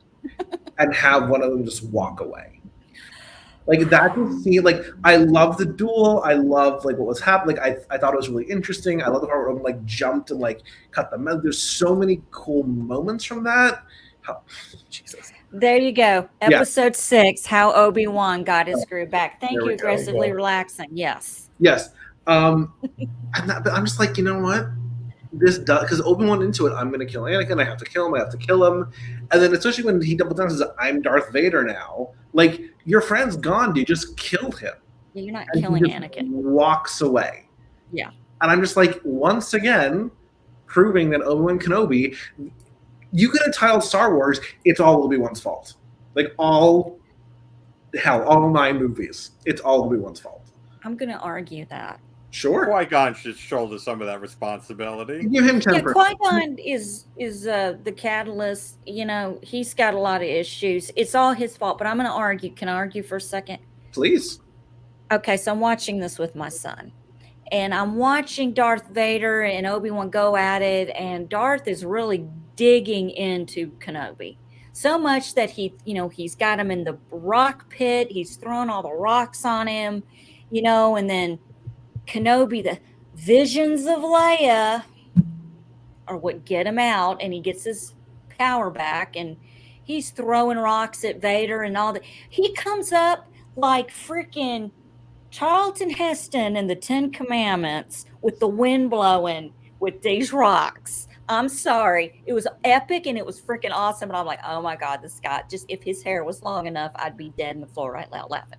But this whole thing is going on. He's fighting Vader. Even before this happened, even before he was in the ground, I just sat there and I just said to my son, I said, you know what would solve this problem? If Kenobi would just start swinging in his ventilating system. I said, that's the problem. Everybody's fighting Vader and they're not going for, everybody knows he's a walking life support system. Take out the helmet, take out the chest, go for it. He's not doing it. And what does he do at the end?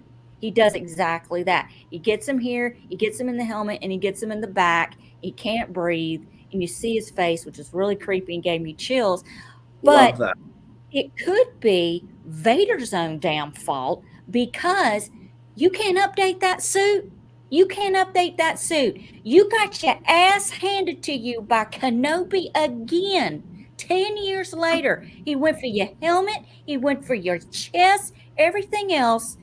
You're walking around 10 years later in a New Hope wearing the same effing outfit. He couldn't update that shit in 10 years. You can't with all the, even if the Jedi update their wardrobe, even if they updated the lightsabers. But black's such a classic color. You can't. I know, but I'm talking about you couldn't shrink the helmet in the future. That's what we do. We make everything that's big, tiny.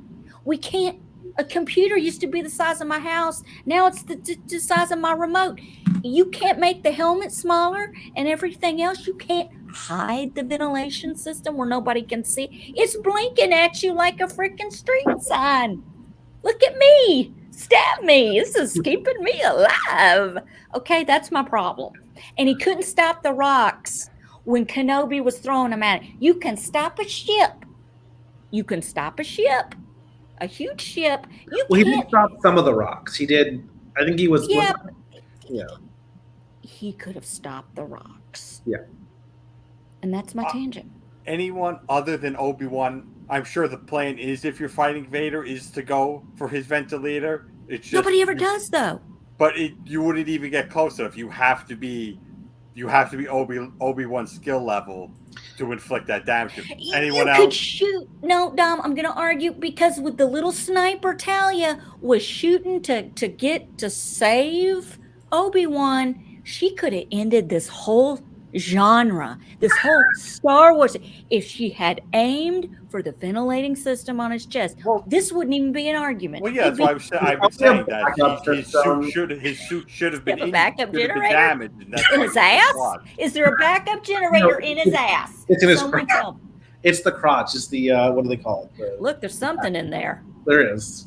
It's like every time you watch Batman fight Bane, you know the fight's going to end when he pulls Bane's tubes out. Right. Mm-hmm. Yeah. Yeah. That's a lot. Yeah, I think it shows that, to Dom's point, that Obi-Wan, because Anakin was so good, the only reason Obi-Wan was able to beat him, 1 in 3, which, to be fair, the last minute change that Lucas made to I have the high ground, like, that was just dumb. The original ending was better, where he actually just went after Anakin and did it. But like, Obi-Wan could only beat Anakin because he knew him so well and knew his style and his moves. He was literally the only one who could do it. So he did it. He did it in 3. He did it in Obi-Wan, and he let Vader kill him. Yes, I've been saying that all week to my coworkers, even those who don't watch Star Wars. Like, I don't know what you're talking about. Yeah, Obi-Wan bests Anakin. He just does. Yeah, he's the only one who can't, because Anakin's an arrogant prick, and Obi-Wan can work that. That's the only way. But I feel like for a lot of fans, this was like the fight we wished Episode 4 could have been. But I think that takes away from some of what happened in 4. Yeah, I was saying this. I said this last time. This now, it retcons A New Hope in a big. It does the Luke, the Obi-Wan and Leia relationship, and having this other rematch between it recontextualizes what we saw in A New Hope. And like I said, at this point, Star Wars, you just have to sort of either get on board with that or just be out completely. I'm still pretty okay with the Obi-Wan Leia relationship. I still like that. I think I'm more on board with you than I was last time, seeing the whole series about Obi-Wan versus Anakin round 3 now. Well, do you count their episode 3, that quick fight where Obi-Wan really just held his lightsaber? Okay, let's say round 2.1 or 2.2. Yeah, that was like before a boxing match when they have the weigh-in and they start pushing and shoving each other to sort of get the pay-per-view guys up. Yeah, that was just the hype, though. Yeah. It I don't know. Because part of me really loved it, and I loved like the dialogue and seeing Hayden in the middle. There's so many good moments, but I'm like, he just walked away. He said, everything up until him just walking away for no reason. Yeah, especially because Anakin's dead. I killed him. I'm Vader. Obi-Wan's like, well, my friend's not in there at all anymore. Wouldn't the galaxy of service just been like? Because in Return of the Jedi, Luke's like, well, I can't kill my father. And Obi-Wan's like, well, then the Emperor's already won. It's like, oh, you want Luke to kill him. Dude, you could have killed him, Ben. What are you talking about giving Luke advice? In Revenge of the Sith, he genuinely thought, all right, I'm leaving him in a pile of lava. He's going to die in like 20 seconds. I don't have to double tap. But everything leading up to that was great. I loved the fight. I loved the dialogue. Yeah. I loved Hayden's performance, going back and forth between Hayden the acting and James was great. Earl Jones. Yes. Like I said, I don't know if you went back to that moment of Revenge of the Sith where everyone thinks it's corny when Vader yells, no. But you could hear, if you turn the volume on your TV all the way up, you can hear Hayden Christensen just a little bit under James Earl Jones. I'm like, that makes that scene worthwhile. The layering of their voices was really cool. Oh yeah, when he was talking to him, and my son and I were like, oh my God, this is great. But you want to know something? Okay, so since we're talking about, listen, this is what I did, and it has blown my mind. Here was my prediction to how Allison was going to react to moments in that duel. Yeah. I went back and watched the final fight between Darth Vader and Obi-Wan Kenobi in Episode 4, A New Hope. I wanted to watch it after watching this fight, and this is the first time that they see each other again in 9 years, and it's going down, y'all. It's a rematch. It looked like two old farts just touching tips. I know. I've had to defend that for years. That's part of Star Wars, though. You just kind of have to. Yeah, it's not about. It's so lackluster. Yeah, it's not about the fight choreography. It's about the dialogue. It's what they say to each other. The one thing I noticed that they did, because Ben Kenobi in 4, he's got his lightsaber straight out towards the camera a lot, and Obi-Wan in this series did a lot of that where he's pointing his blade straight ahead of him. I know it's kind of always kind of movies, but I think they really tried to bridge the styles, Obi-Wan of the prequels and Ben Kenobi in 4, which I thought was that was just kind of because the lightsaber duels in the sequel trilogy were not good. None of them were good, and I thought they did a good job with this one. I thought it was an epic fight. I'll give it credit. I thought it was one of the best lightsaber fights. I thought it was really short. It was. Yeah, because a lot of people feel the one in Revenge of the Sith dragged on. It was a 15-minute fight. It didn't. Could have been longer. Another 20 minutes would have been fine. It could have been the whole episode. Yep. Okay. I mean, they could, the path and whoever they could gone on. They didn't even show Stuber getting Leia home, but she got there, and that's fine. But, they left out some stuff. I really didn't need to see it, at the end of the day. But I thought it was but to me, it kind of ruined, and this is just, I got a bitch. It ruined the fight in A New Hope. But I did kind of giggle because once again, Obi-Wan's got the last word. He's not letting Darth Vader whoop his ass. You're not whooping anyone's ass. I'm gonna be with you forever. And he's gone. He does that Force thing, and he's gone, and he's dead. So it's let's be honest, Darth Vader has never whooped Obi-Wan Kenobi's ass. It has never happened. It's come close. It's recontextualized. I always interpreted from a kid that, if you strike me down, I should become more powerful than you could possibly imagine. Obi-Wan knew he would lose that fight and was just buying time. But now you watch that scene, they're like, Obi-Wan should be thinking, I own this guy. I've owned him since he was 9. Yeah. We could have one of those cartoon fights where I just put my head on his forehead and he's swinging at me and I just hold him back. Yeah, and he's buying time. And this goes back to tying into the other films, like Matt said earlier. He's in A New Hope. He's buying time so they can escape. So he's doing that as Luke Skywalker did in The Last Jedi. I know we're not supposed to bring those up, but he did that and that's that. A lot of people hate Luke Skywalker doing the what do they call it? He's not really there, but he's fighting projection. The projection. Listen, I get it, but that was badass. The little 6-year-old in me almost wet her pants when he walked out there and faced those AT-ATs and all that, and he had even right now. The music picked up. He winked at C-3PO. Probably thinking, I never liked you. Yeah, but, that to me was a great scene. But they're always buying. The older guys are always buying time right before they die. Something that I noticed about this, though, is that, remember, Luke fought Kylo Ren in that scene without ever touching him with his lightsaber once. Which is that what Vader was doing, just dodging around things. With the third sister, I'm like father, like son, and that's the thing. There were bits of those movies that I like, and that I love seeing Luke being this absolute badass. Luke did the same thing with Rey. Remember when Rey confronted him about what really went down with Ben at the Jedi Temple. Yep. In the rain, and he just, that's what they do. Man, I'd love to wouldn't it be so badass to get in a real life fight like that? Listen, he was such a master by that point. Like, he didn't need to touch Kylo to beat him. Now, part of me wishes he would. I also hated the way that Luke died in 8. So like, I'm just gonna say that. Like, I wish he would have actually been there and taken them on and like with his lightsaber. But like, that's a different episode, different podcast. One other thing I've heard recently goes, well, now we know why Leia named her son Ben. Because now at least that makes a little more sense.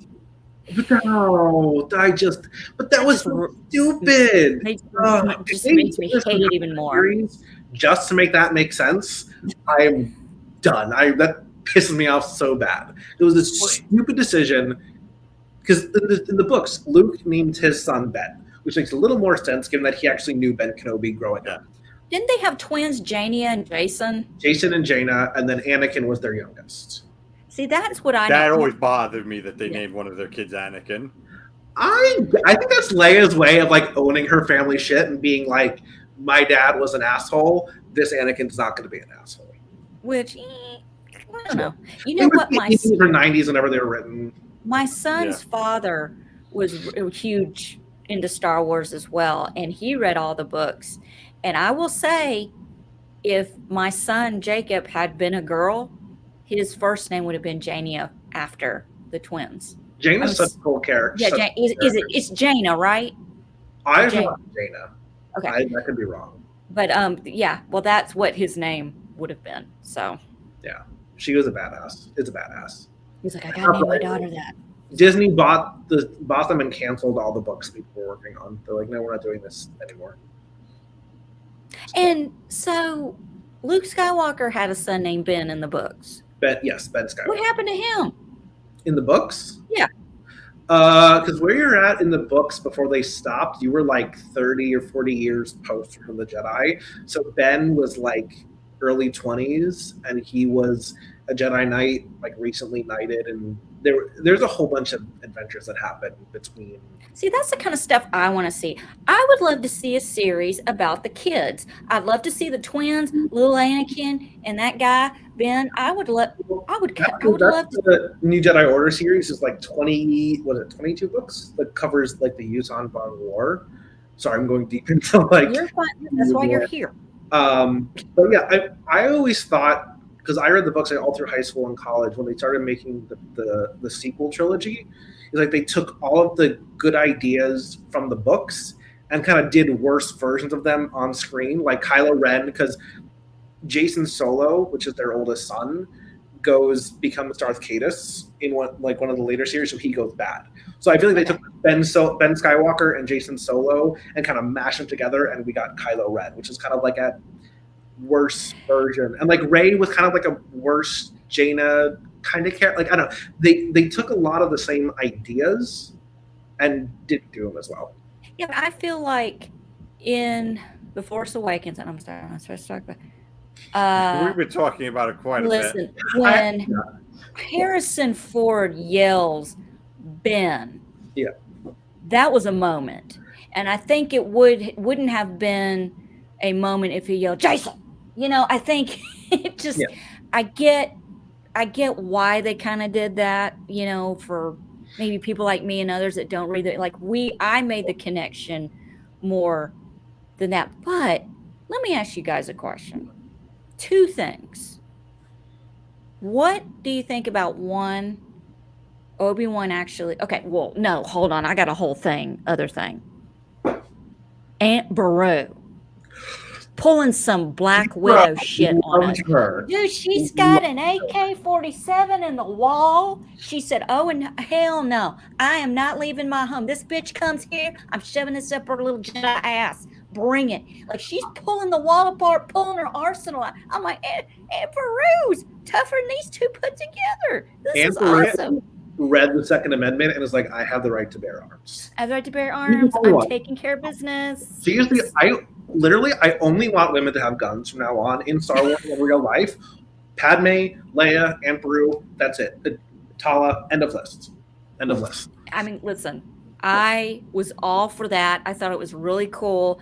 Still don't understand why Reva just had to kill Luke. Maybe did she officially know that was Anakin's son? That really, you really have to. No, Matt. No, all she knows is that Obi-Wan used her to escape. Vader treated her like a bitch, and now she's stabbed through the belly or whatever. She's going to get revenge on anybody. She's lashing out, and she finds out there's a boy on Tatooine that's important to Obi-Wan. Okay. She's going to make somebody pay for her suffering. She's going to go after some kind of justice, and she doesn't know who he belongs to. He could just be it could be his son, or it could just be a Force-sensitive kid that he's protecting. She doesn't know who he belongs to. She just knows he's with Owen, and she's already met Owen. She's like, oh, okay. Okay, because it really seems like she's still getting revenge on Vader. She shouldn't jump to the conclusion that this kid that Jimmy Smith is talking about has any connection to Vader. It really, I don't know. It really. Dude, all she the does logic is, to get her from point A to point B was flimsy at best. She chases him around to the point where he slips and falls and almost busts. Listen, if I hit my head on a rock like that, that'd be end of it. Wrap, done. Throw me in the coffin. Done. This little kid bounces his little head off a rock, and she oh, well, shit. I done messed up. I shouldn't have done this. And she has her little flashbacks and then takes him back, meets up with Kenobi. It's a redemption. And then she's just gone. She's just gone. I think we'll see more of her. I really do. Yeah. I just think they could have done more with her. It could have been more impactful. Again, somebody needs to be in the writer's room. Can I say something else spicy about this? Do it. Yeah. I think that Star Wars has a redemption problem. Let bad guys be bad guys. Yes. Like the only one, I mean, really, there was Snoke, who was, there was Palpatine, I guess Dooku, and I guess like they were kind of bad guys, but like. I'm going to do a live reading of the first chapter of Reva's book. Oh God. Aggressively relaxing, just in case. But like Vader, Reva, Kylo Ren, like they're all these redemption arcs. I'm just like I don't know if I said this last time after we went off the air. I would have been so happy or pleased if Kylo Ren had died when Rey stabbed him. If he died right there, I said, what a ballsy decision to kill him halfway into the movie where you just gave a hint of maybe he could have been redeemed, but you never know. Kylo Ren, like his whole thing was, especially if you listen to 8, he was doubling down on being a dick. Like he's like, I'm choosing actively to be a bad guy. Okay, asshole, then die like one. You're right. Yeah. Right. He did not need that character. I'm sorry. No disrespect to Adam Driver, great actor. That character did not deserve a redemption arc. No, but I did thoroughly enjoy when he did turn off the cut. That scene between Harrison Ford and Adam Driver at the end of The Rise of Skywalker. Oh, like that premonition scene or whatever? Yeah, it's very touching. Sure. I loved it. You could have had that as he was dying. Like, as he was dying, his father, his father just sort of like pats him on the shoulder. And I feel like they had to have something for Carrie Fisher because she used all she had to bring Han Solo, the ghost or whatever that was, to Adam. Do you think, I just love that scene, and I loved it when he did turn good and he tried to save Rey. I love that. I know I'm going to play class of my own, that whole ending. I loved it. Well, there are other people who liked it, the Rey shippers or the Reylo shippers. They liked it. Guys, let's play devil's advocate here. If God bless my hero, Carrie Fisher, had not passed away, do you think it would have been her? I think if she had lived, because he always talks about my mom, I can't go back to her. There was that he wanted his mommy. Okay, all boys want their mommy at some point. He wanted his mommy. It would have been so impactful. I would have been boo-hooing in the floor with snot everywhere, on my face, in my clothes, in my hair, if she had showed up in Han Solo's place and said, hey, that would have been a moment. Do you think they would have done that had she lived? Who? If she had lived, we might have gotten Colin Trevorrow's script instead. Yes, that's what I was going to who. Because didn't Colin Trevorrow, after Carrie Fisher died, didn't he want them to change the end of Last Jedi? Because he goes, I can't make the movie I was going to make now. What was his script? What was his main? I don't remember what his story was. Yeah, what was his? I don't know what that is. What his is script, was that the one that was called Duel of the Fates? Yeah, Duel of the Fates, where Kylo goes and supposedly finds this ancient Sith Lord that had taught Plagueis, and learned he had a holocron that he learned this information about, and went to this planet and found this old Sith Lord, and this Sith Lord was supposed to teach him some more of the dark side abilities. And once he learned some of that, he kills this dark character. It's a little bit different. I can't remember the details afterward that, but it's more Leia centered as far as her being more involved.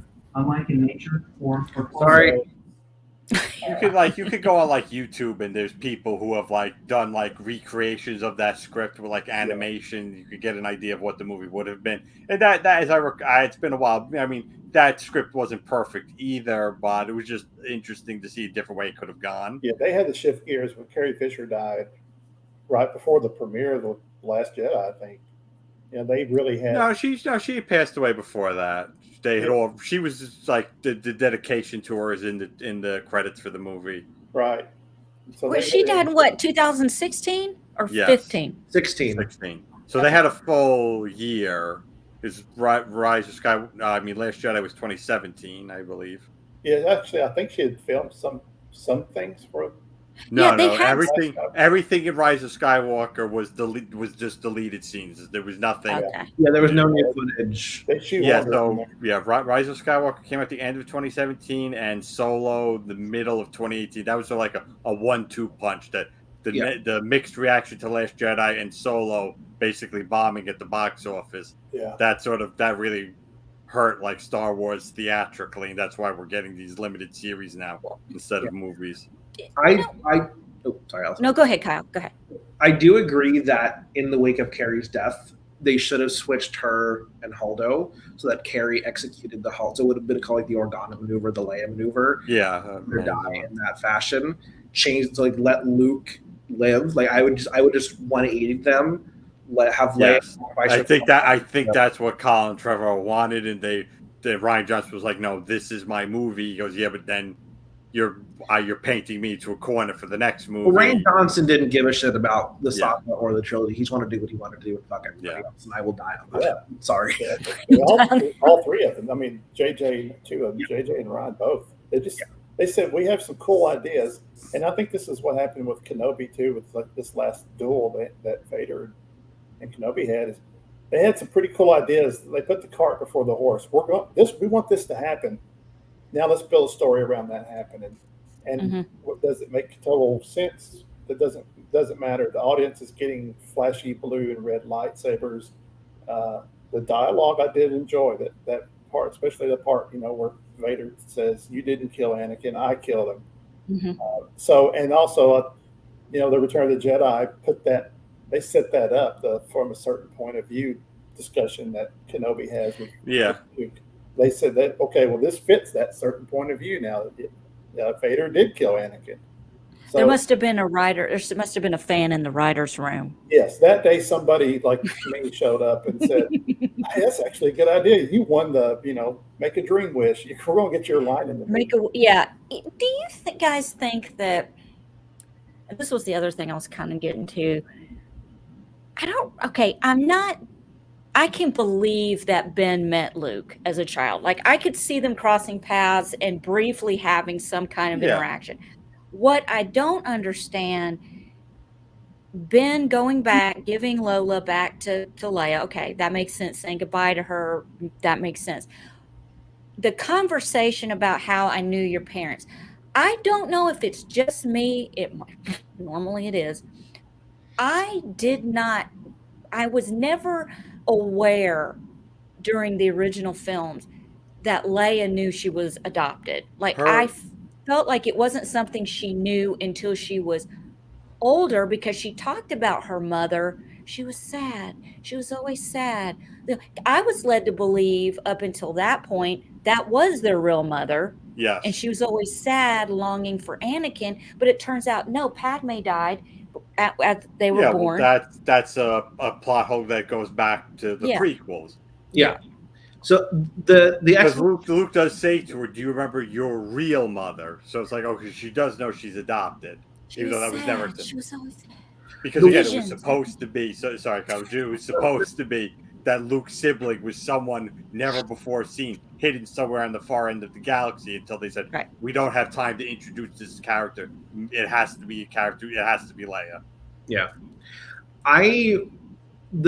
my explanation for that I've seen is that Bale probably showed Leia footage of her because like Padme was a very known figure of the Republic, so I feel like she would have seen. They would have gone to Naboo. They could have seen records of her, like she could have seen, halls or whatever. And Padme seemed sad in all that historical footage. She was just sulking the whole time, even though Anakin. I know the plot hole. Married to a I would take more that again, since she was Force sensitive. She just in some way had some sort of, power. I won't say paranormal. Any sort of otherworldly connection to the spirit of her mother, could sense her and could feel her. Like when she's looking at Obi-Wan, she's like, "Are you thinking of my real mother?" Yeah. Sort of like she could see her in his memories. That I was okay with. Yeah.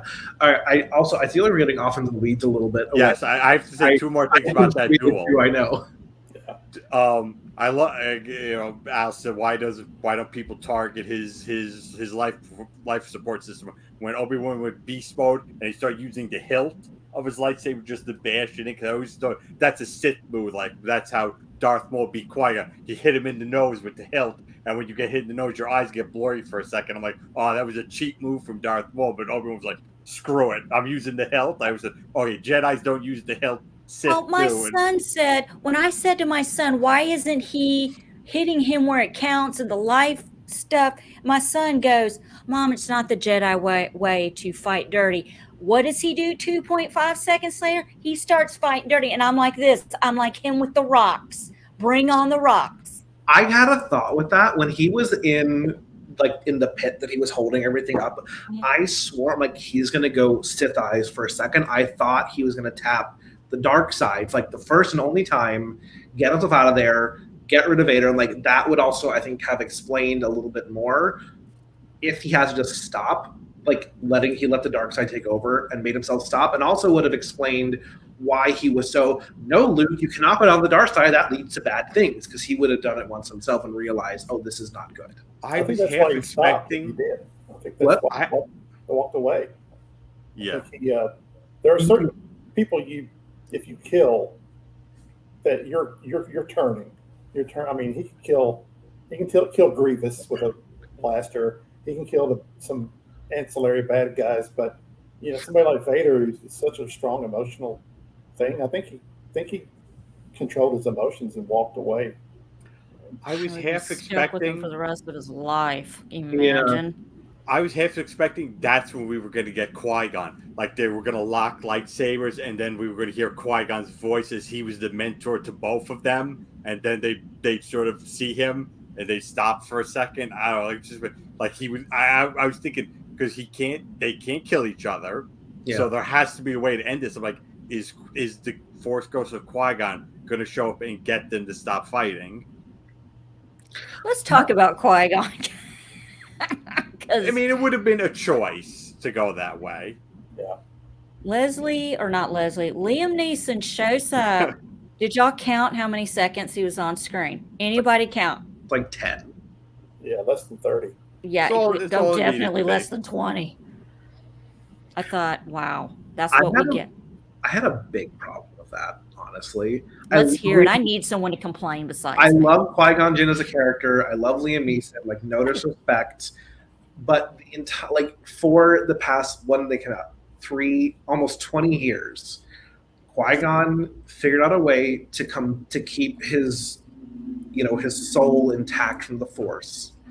But because he was figuring it out, was not able to appear like physically. He could project himself. He could be, he could communicate, but he was never blue. Like he couldn't appear as a Force ghost. Like that has been canon. But he was always there.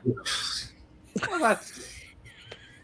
Well, Yes. you could say that for anyone you've cared about who passed away. Well, they're kind of still here. Well, like that's just But been Kyle, Yeah. Did Qui-Gon ever, was he ever a Force ghost on Clone Wars? No. No. He was a voice. He was a voice. he was voice. Yeah, So we never saw his face in Clone Wars. he was. I think there were some flashback scenes. I feel like he was animated. I remember seeing him animated, but those were flashbacks. Okay. Yeah, I don't think he was ever a Force ghost. He speaks to Yoda in was it season 6 where Yoda goes off on a spirit quest, and he's contacted by Qui-Gon's voice, and he goes to learn this ability through the wills, but Qui-Gon specifically tells him, I can't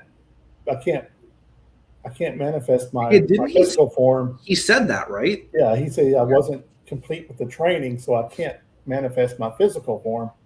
So if you're going to be like Sharia law and say this can't happen, and Dave Filoni and George Lucas did the Clone Wars, that's going to be canon, then you can't say, well, now he shows up. I think that was done for the general audience. Well, yeah, you needed a reason. And that was pure fan service. Yeah, why because now newer fans go, well, why didn't this Qui-Gon Jinn character, he was not in the original trilogy, he wasn't mentioned.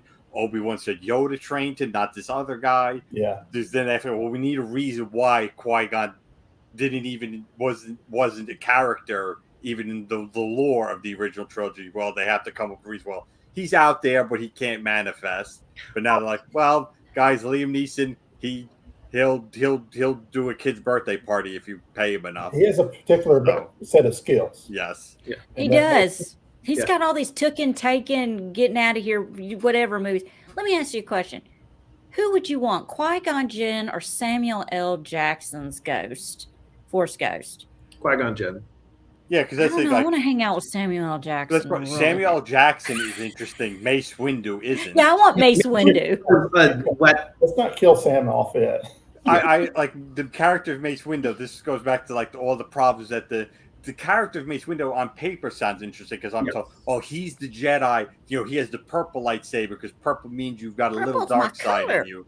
Yeah. That he's the Jedi who's most paranoid about the Jedi losing their power. So he's the one who would be the most suspicious of Palpatine, but we didn't get much of him.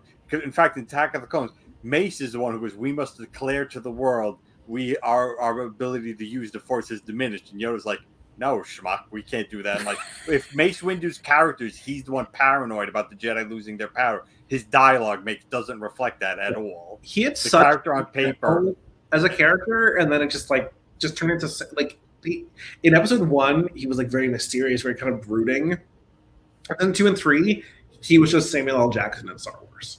Yes, and his dialogue didn't. Yeah. But and he this killed doesn't Boba Fett. This part has nothing to do with his Jango Fett. Jango Fett. Yeah, it has nothing to do with his performance. It's just the dialogue he was written didn't match the personality we're told this character is supposed to have. Look, I'm sorry, guys. This party is over. It's done. It's done. But I will say one thing. Yoda. Okay, just let me say this about Yoda real quick. I would love to have a little Yoda, Force ghost, whatever you want to call it. I think that would be fun because I'd be a lot bigger than him. But like, we can say whatever. As angry as we get, or as angry as I am, and all this stuff, I'm not happy with the Boba Fart. I'm not happy with Obi-Wan, although I have moments that I could piece together myself, and I'd make the perfect show out of it.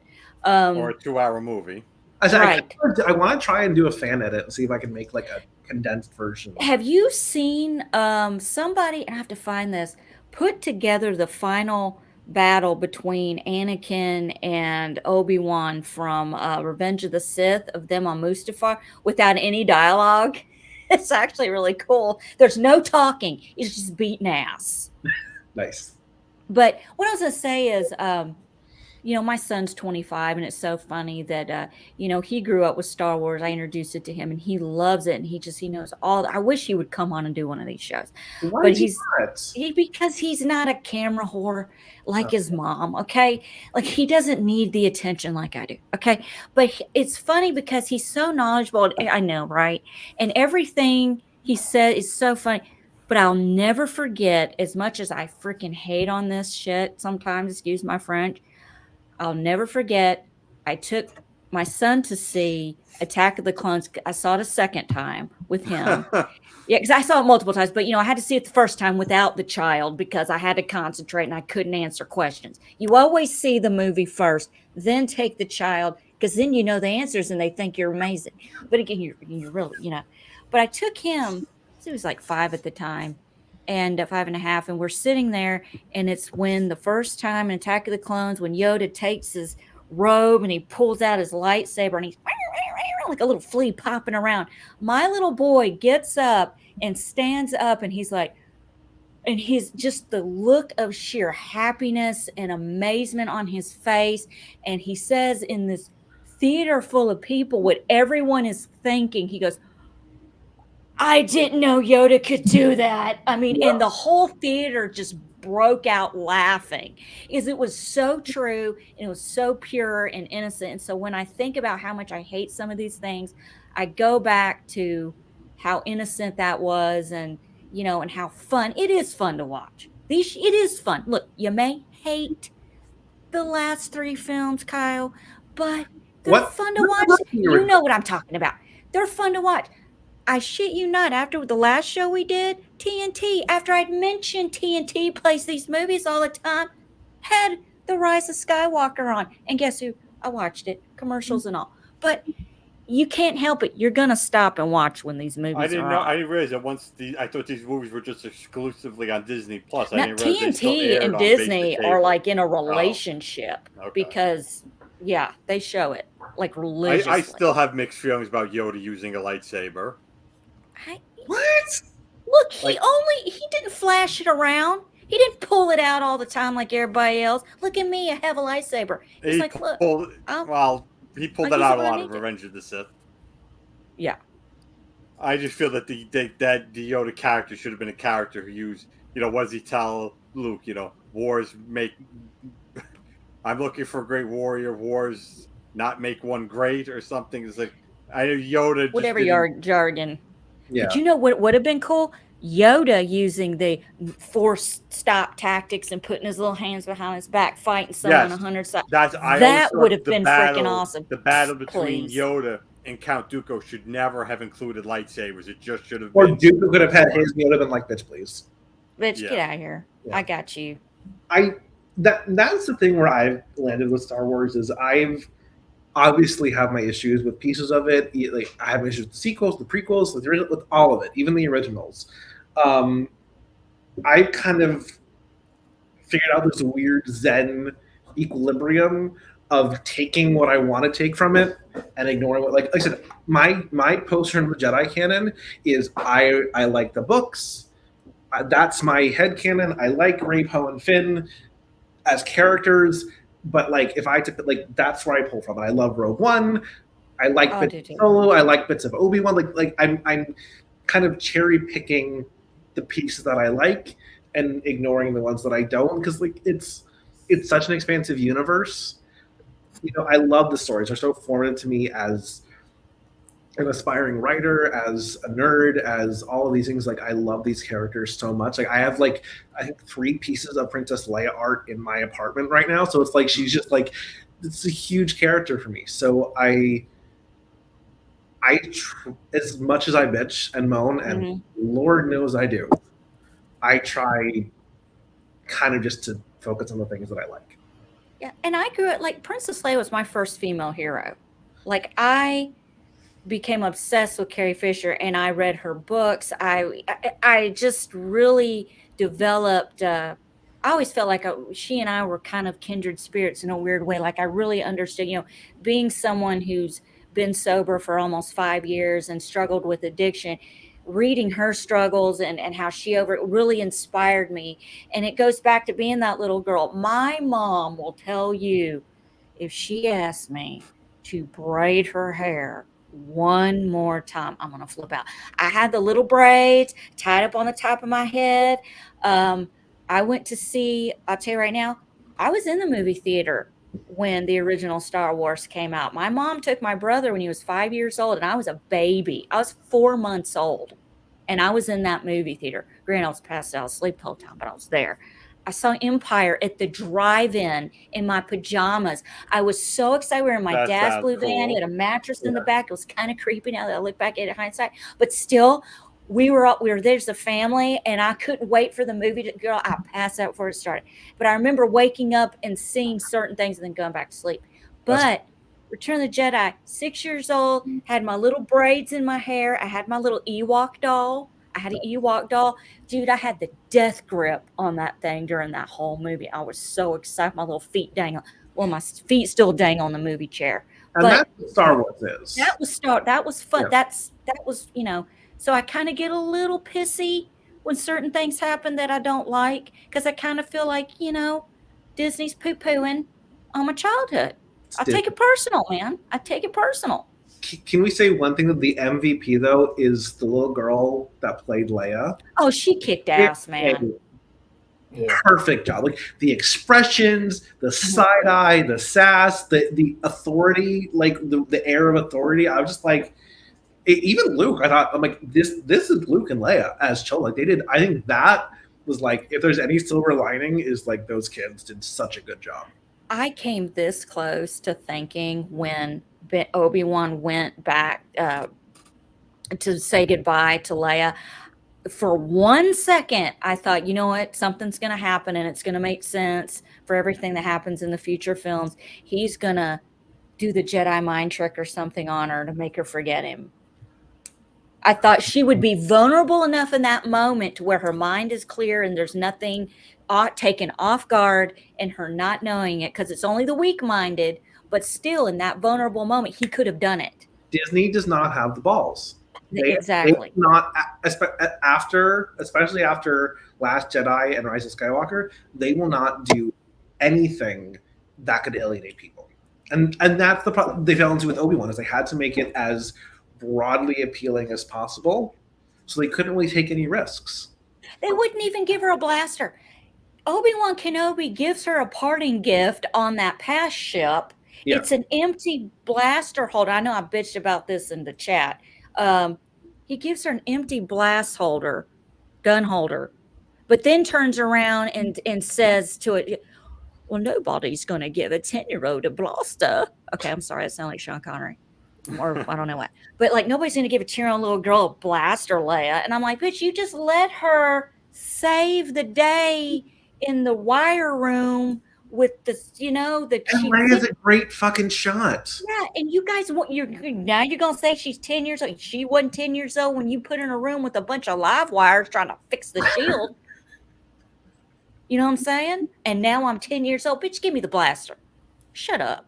I would have loved to have seen her have like a little even like one, because like the one like Padme would have carried in episode 1, like the little blue spy, like the tiny silver ones. Like she was known even in like the original movie. She was such a good shot. Like, let her start. She has to start training. She's 14. She was 14 in those movies. Freaking no. Was her character 14? 19. Oh, what in the original no, I mean like in the episode 1. How old was Padme? Was she 14? Oh, she was 14, yes. So she's 4 years older. She's a great shot, which means she's had a blaster for a while. You can't give Leia one? That would have been a nice little end cap to all that, is giving her essentially one of her mom's blasters. Once again, should have been in the writer's room. I got my first shotgun when I was 10. There you go. Nobody will give me a firearm. I think we need to like tweet at Disney aggressively until they let us all into the writers' room for the next series and be like, just guys, we will stop the online backlash. I will be nice. Listen, what? This has been the talk of a lot of fan shows. Is the writing doesn't make sense at times, and you're right, Kyle. Disney has they have to appeal to the biggest group of people that they can, and I think Yeah, the writing's just bad. But Yeah. I've tweeted out to some major YouTubers that cover a lot of sci-fi, and some of them are in the movie business. Because I wish I could have been a fly on the wall from the very beginning, day one of writing this story, because they've had time. They've actually threw the original story out and went with a different Something like 4 years or more, right? They were this. Yeah, so they've had, and this is all before Mandalorian and all this other stuff happened, of course, but some things that make sense to us, why don't experienced showrunners and writers? I mean, these people have done big movies, big shows. There's a lot of canon to respect and a lot of lore and history to respect, but some things just do not make sense. And how can they sit in that room and think these are good ideas to put on the screen? Honey, I do think that I think Rise of Skywalker is emblematic of this, is that was a movie written almost entirely by committee of people, executive producer and producers who are not creative people. You know, like I said, I don't like J.J. Abrams as a director. I think he killed Star Trek, and then he went and like someone gave him Star Wars. Like, stop giving him my things. But I think he went in to 9 with a hard job. One, he made it hard for himself with 7, but he went into it with different ideas. And I know that like Kathleen Kennedy and the other producers were like, can't do this, can't do this, can't do this, must do that. Like they basically made it as bland as, like, you know, maybe he didn't want to give us, I don't know, pepper jack, but he was going to give us cheddar. Like, no, white American. Just as simple and bland as you can get. They'll put it in outer space. He likes things on the ground. J.J. Abrams does not like things in outer space. Star Trek doing space movies. So why are you doing sci-fi stuff, JJ? Yeah. That no sense. I was off to J.J. Abrams bandwagon long before a lot of other people. I remember people really raving about Mission Impossible 3. I'm like, that movie was boring as fuck. God, they really like everyone hated Mission Impossible 2 and loved 3. I didn't get it. Mission Impossible 3 was a snooze fest for me. I will maintain that J.J. Abrams is really talented at taking fantastic movies and remaking them worse. But can I say The Dark Wrath of Khan, but worse. But Benedict Cumberbatch as Khan, I like. You didn't like that? I think he did a fine job. My only issue with Khan is, 1, they lied to us. 2, they lied to him because they said, you know, you're not playing Khan, and then, oh, just kidding, you are. And then 3, his name is Khan Noonien Singh, played by Mr. Whitey White McBritish man. Like, I like Benedict Cumberbatch as an actor. He's very talented and is a great villain. But like, you have a South Asian character. For God's sake, let a South Asian man play him. They whitewashed him. What? Yeah, I remember at the time I wanted there to be a line of dialogue where someone looked at Benedict Cumberbatch and said, honestly, you don't look like a Singh to me. You don't look like you're from Asia. I'm glad that trend is dying out, where this actor isn't playing this character, even though we all know that the Dark Knight Rises did it with Talia. Skyfall did it with Moneypenny. They did it again with Blofeld and Spectre. It's just they just kept doing it. And there were rumors that in the last Bond film, Remy Malek's character was going to be revealed to be Dr. No, the original Bond villain. And the online feedback to that was so negative. Stop doing that. Stop doing the Khan thing where you reboot a franchise and you bring back a villain who has no history in the rebooted timeline, but you're just bringing him back for name recognition. Just stop doing that. Can I talk about Star Trek for 2 seconds in the Star Wars track? Because that's really relevant, Dom, something you just said. They're doing it in Trek now. What? They're doing it in Trek now. New Trek. Well, that's what I'm saying. Like, I really like Strange New Worlds. I think that's a really good show and is very, like, they learned a lot from Discovery. It's like, it feels like classic Trek. Like, it's an adventure of the week with some overarching, like, arcs. Like, but I like it. It's fun and it's campy. It doesn't take itself too seriously. Discovery, though, for all of its positive points, which is mainly the cast for me, like, I felt like they wanted to get them into the future, but they had to start with the nostalgia. I'm like, if you want them to be in the future, just let them be in the future. Like, there's nothing wrong with telling new stories. And like, that's why even like, where like, I think Picard is doing better in that, it's still playing on the nostalgia with all of like Picard's, you know, great villains over the seasons, but like, at least it's telling some new stories with some new characters. And I feel like if we keep being stuck in this like nostalgia trap, like again, Stranger Worlds, as good as it is, could have been set post Voyager with Admiral Janeway, and they could have had a slightly different cast, and Anson Mount they could have had the exact same cast just with different names, and it would have been just as good, exploring new stories. And I feel like these big companies that are putting so much money and so much time into these franchises, they're playing. They want to get the maximum return. So we're playing it safe. We're going to keep it on the nostalgia and all those things. Like at some point, like you're playing it so safe, you're going to lose audiences because we're bored. I'm waiting for the nostalgia bait era to come to an end. I don't. Okay. They brought back Sam Neill and Jeff Goldblum and Laura Dern. I will not subject myself to Jurassic World Dominion. I saw the first Jurassic World. They had the balls. They had the balls to put those three together on the screen. Something that Force Awakens did not. I was about to say, well, you could say about new Star Wars. I'll take it over new Jurassic Park, but okay, Jurassic World at least. Who has seen the new Jurassic Park? Yeah. Have you seen it, Matt?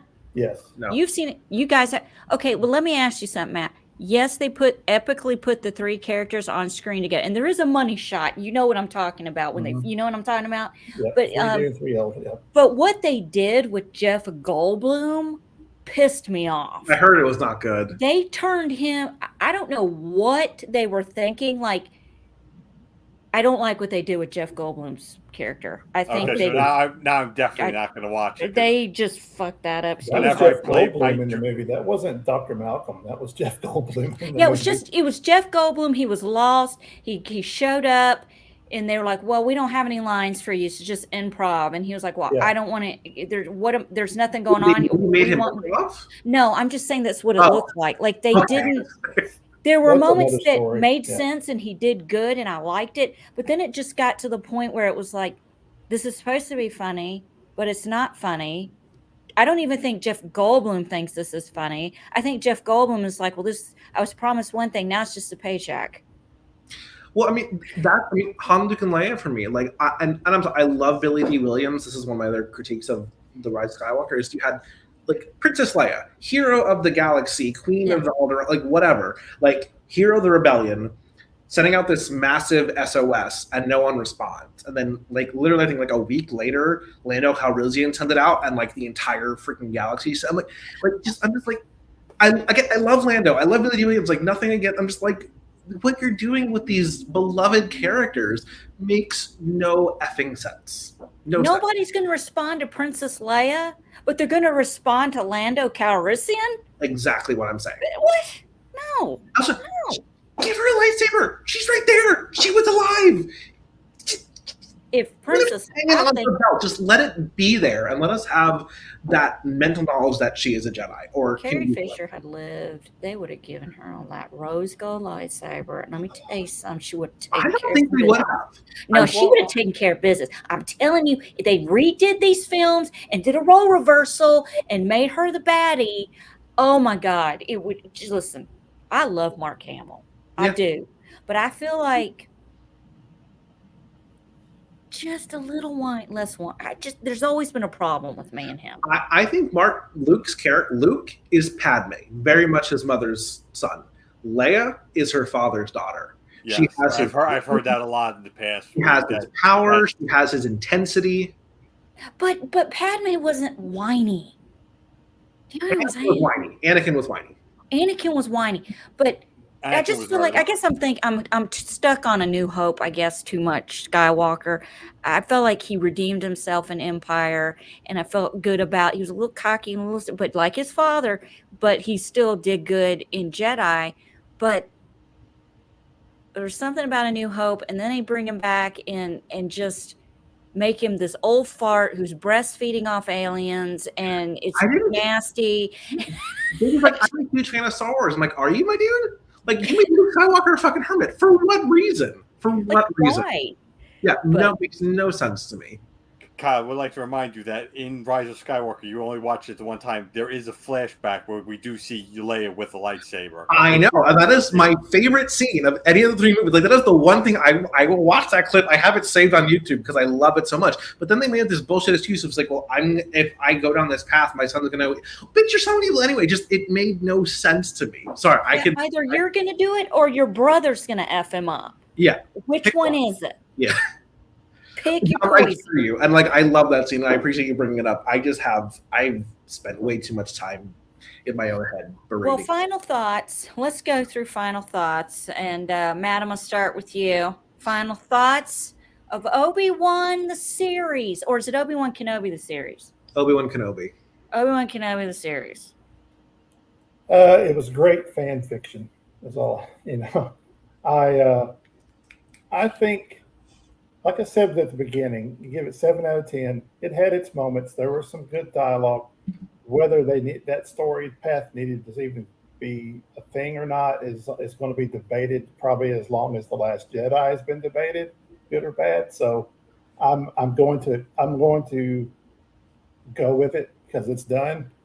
I just think I wish they had gone another way and put some more thought into a totally original story.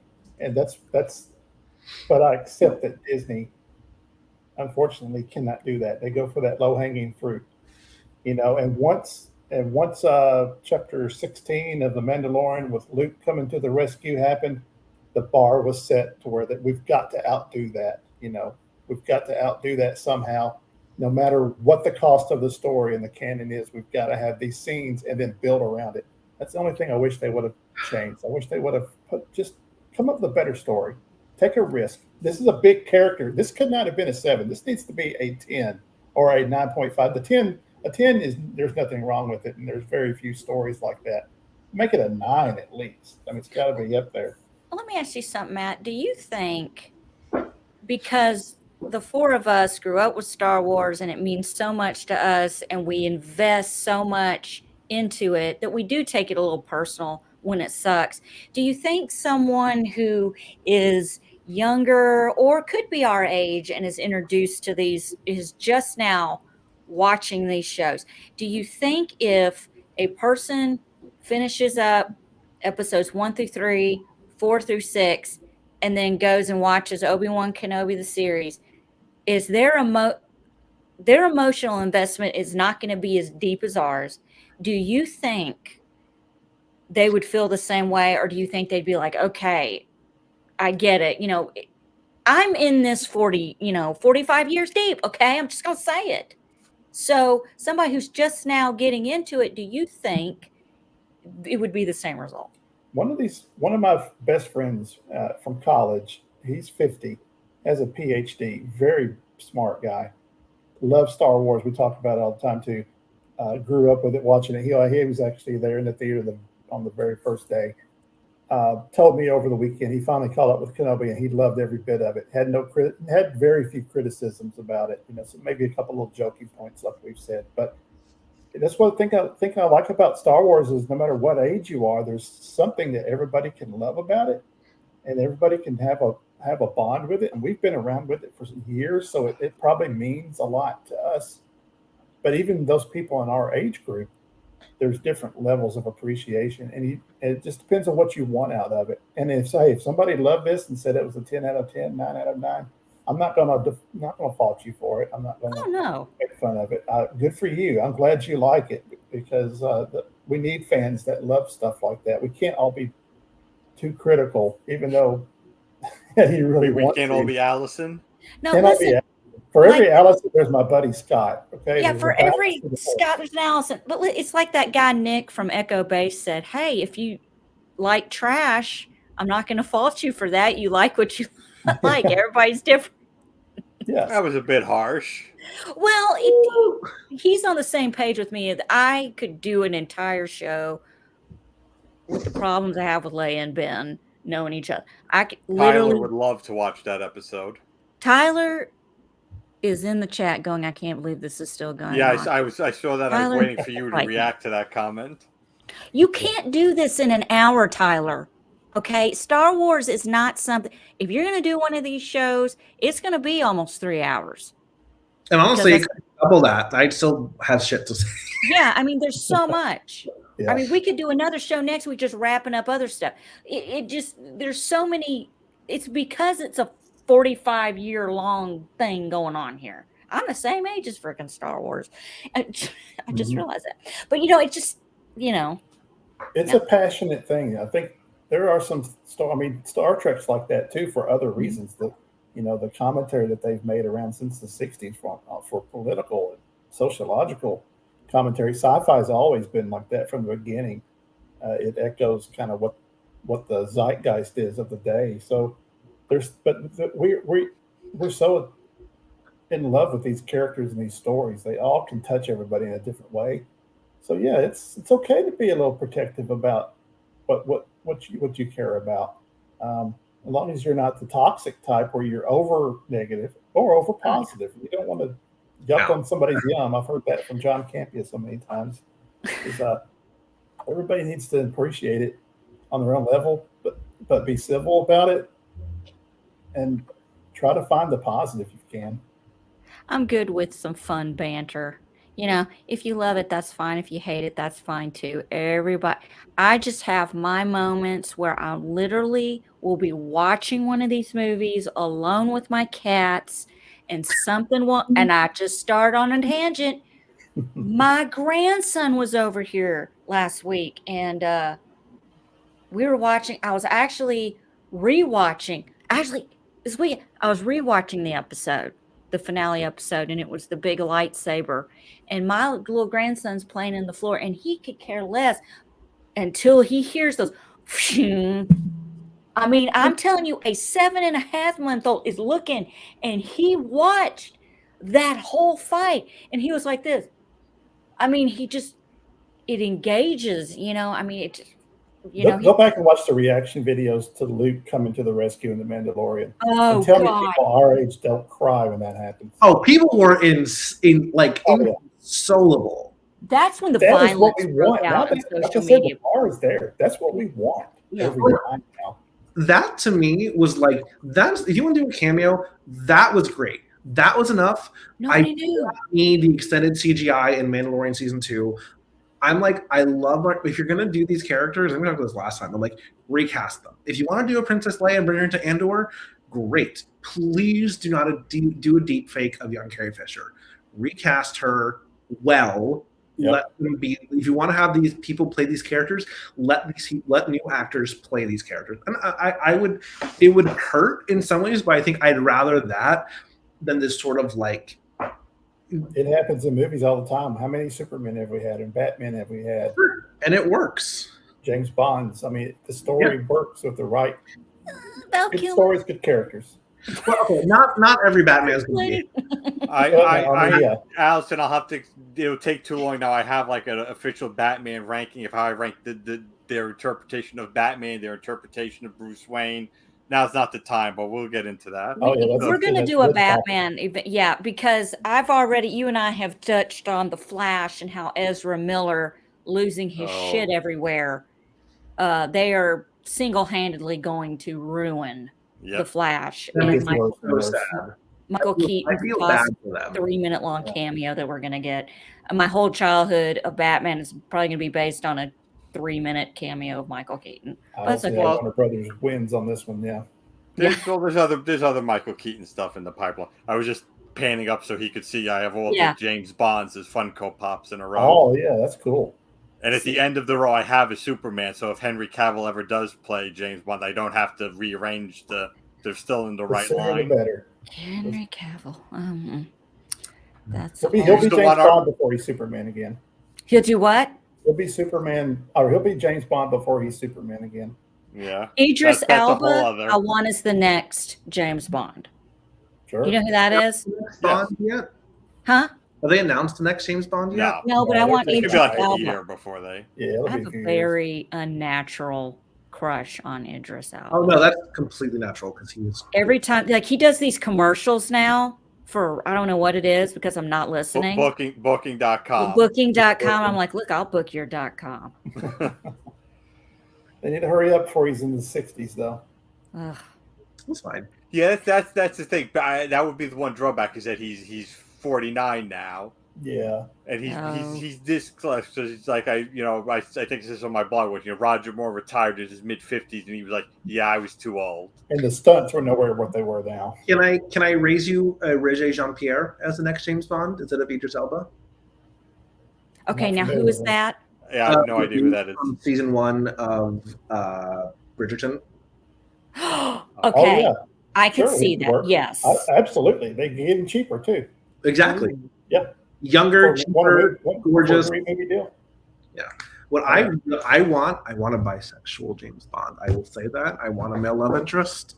I'm down. Listen, Ron, if the Daniel guys Craig, just as good, can we get those two, Idris Elba and that guy together in the James Bond No, movie? you want him and Felix together is what you want, Kyle. I'm gonna What? You want him and Felix together. You want James Bond and Felix Leiter together. listen. Perfect. Where They got can a I? Who bromance do I anyway. at right now to make that happen? Yeah. I would pay a lot of money to make that happen. When I was in high school, I wanted Ewan McGregor to be the next Bond after Pierce Brosnan, so you don't always get what you want.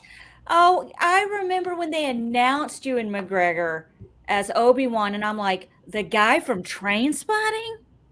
Wow. Yeah. Really? Okay. I His got it. uncle was in the original movie. Yep. Huh? Yeah. His, Dennis yes, Lawson. right. His uncle Yeah, was in the Dennis Lawson, yeah. and Bridge. his uncle was in the updated movies too, wasn't he? Yes. Yeah. He had one They're going line in back. Rise of Skywalker. He's just like, "Hey, Lando, Yeah, there you go. that- Hey, look, it's a paycheck. Yeah. we need as much nostalgia as possible." Pack it all in Also, there. if you still want all of our overall thoughts, Yes, Dom, go ahead. What's your overall Yeah, thought yeah. this season? it's back to what I said at the beginning. Because remember, like you guys, I didn't become unlike you guys. I didn't become a Star Wars fan until I was 15 or 16. So I don't always look at the past with It's okay. tinted glasses. Loved it. I really enjoyed the first episode and the last episode, and I just feel that the middle they were spinning their wheels for 4 episodes. I really felt this would have been a stronger 2.5 hour movie. You could just watch part 1 and part 6, and you'll be completely sassafras. That's probably what I'll probably do in the future. Maybe episode 2. Actually, there were parts of episode 3 I did like where they were hitchhiking. They got the ride from that guy, that Aardvark guy who immediately sold them out. Yeah.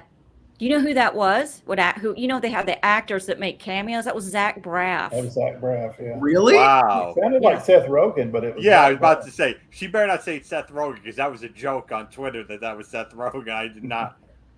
Wow, Yeah. it didn't No. sound like him at all. Granted, I haven't seen Zach Braff in anything in like 20 years, 15 years. Well, my favorite was the season finale of The Mandalorian, the 2 speed racers, Jason Sudeikis and I can't remember the other it was guy. another Saturday Night Live guy, right? Got Yeah. Grogu in there, and he's. I don't want to go off topic with it.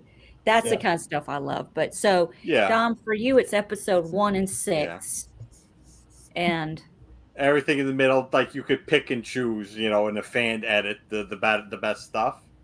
okay, I got you, Kyle.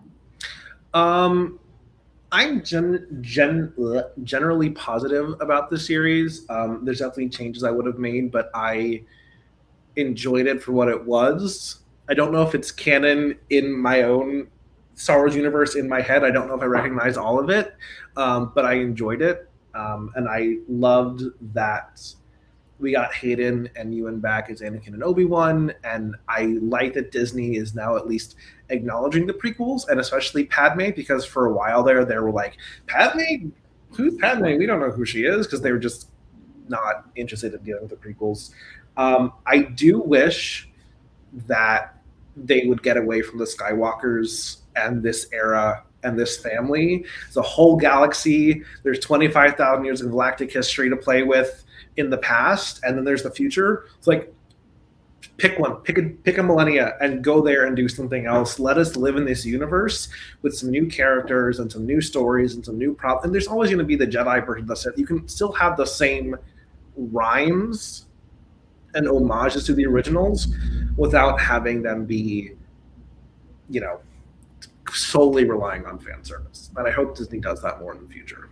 I think Taika's movie will be like that. I think so. Which movie? Taika Waititi is doing the next Star Wars movie. Yeah. And I'm nervous about that because Thor Love It. I like the Thor movie that he did. The tone is so like campy and weird. I'm like, it doesn't remind me of Star Wars in that way. So he's a brilliant filmmaker. Jojo Rabbit, though, him as Hitler. fair. Oh my God, I'm just a little bit nervous. Just a little nervous. Yeah, it's got to be balanced. It can't be too comedic. Yeah, I said I'm cautiously optimistic. We'll put it that way about his movie. Just a closing. For me, I think I've said it throughout the whole show. I'm kind of with Dom a little bit. Watch episode part 1, part 6. You could mush the other episodes together. This is what I was thinking during the entire series, which is probably my problem because I'm always all over. I have VADD. Okay, I have Vader ADD. There is a game, and it's a Star Wars game. You guys probably know the name of it. It's got Cameron Moynihan. Fallen Order. What is it called? Fallen Order. Fallen Order. Okay. I've seen trailers for that. I've seen bits and pieces on YouTube. I want to see that as a series. Great game. Great story. I'm not a video gamer, so for me, I want to see that as the next, like a series. Like I would love to see that as an ongoing series, not just a limited series. For me, I'm good, like you said, Kyle. Let's expand the universe. The Mandalorian works. You want to know why? Because we don't have a lot to go on. If the Mandalorian had been around for the last 45 years, we'd be picking it to pieces. Trust me. But it wasn't, and it kind of opened the floodgates for all this other stuff, and it is flooding. It is flooding. The carpet's wet. The walls are wet. It's mildew. It stinks. I'm ready to get it clean. Let's get Stanley Steamer in here. Let's get it cleaned out. Let's start over. Let's do what you said, Fallen Order. Let's get some of this new stuff. Let's make a show about the kids. Let's do something different that I can't bitch about. Is what I'm all. That's what I'm all for. There have been rumors recently about something with Cameron Moynihan and Fallen Order being made into some sort of live action series, but right now that's just rumors. How we're working on a second video game right now, which I'm excited about. So I read somewhere, because you had said earlier that Luke Skywalker had a redheaded wife, right? And they had a son. Somewhere years when the first Fallen Order came out, someone had played with the thought that was their son. Like that could have been their son or something. No, the timeline, because he's Luke. But I mean, it would have worked for me. I wouldn't have known any better. Yeah. But like I said, I would love to see something like that. Let's clean it out. Let's start it over. I would love to do another Star Wars show if you guys are up for it. We could pick one of the movies. We could start from the beginning. We could force Kyle to rewatch one of the 7, 8, or 9. I'll rewatch all 3. But we got to get Tyler in here because he cannot bitch in the comments and not be part of the discussion. I'm not having that. It's just annoying when he's on the show. Allison, when the time comes, you do come to New York. We'll corner Tyler. I'll bring all my Star Wars Funko Pops, and we'll put on like little puppet shows for him. This way he can learn Star Wars lore that way. Bitch about everything. Y'all think I'm bad? No. We got, just for you guys who are still watching, Big Brother 24 starts up July 6th. Oh, God bless you. And you guys are talking about how Disney and everybody doesn't listen to the fans, keeps doing this same shit over and over again. Dude, CBS and Paramount they do the same thing with Big Brother every year. They're just now casting better people. It's more diverse. I will give them that.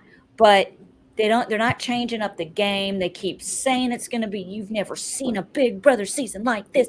Yes, I have, Julie Chan. Yes, I have. I've been trying to get on this show for 20 years. Apparently I'm too normal. But it happens in every genre. It happens in movies. It happens in reality TV shows. The fans complain. We need to be in the writer's room. We need to be in the concept room. We need to be in there with the producers and the showrunners. Let us have more of a voice. And that just goes to show it's across every genre. So you be careful what you wish for. We wanted All Stars 2 so bad, and when we got it, it was a steaming pile of shit. It's because it was all we could get for COVID. You know, it was all the only people we could get for COVID. Celebrity Big Brother's getting a little better. We'll see. I don't know. They need to let me cast that. Survivor was pretty good last season. Survivor's better, I think, is getting because it's only 29 days. It's not 39 days. There's no reason you need. Why does it have to be 39 days? Why can't it just be a month? 30 is fine. 39 days. You don't treat it the same.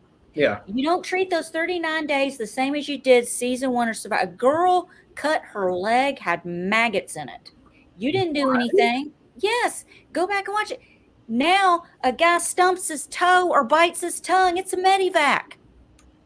Okay? The helicopter coming in. I'm telling you, it's not the same. Yeah. But let's just keep it to 29 days, and I'm happy with that. Yeah.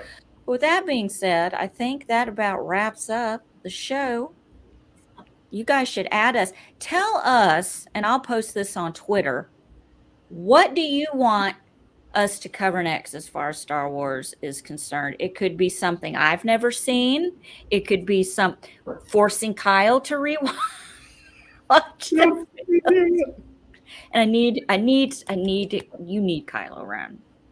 You need me to explain Kylo Ren to you. I feel I could make it better.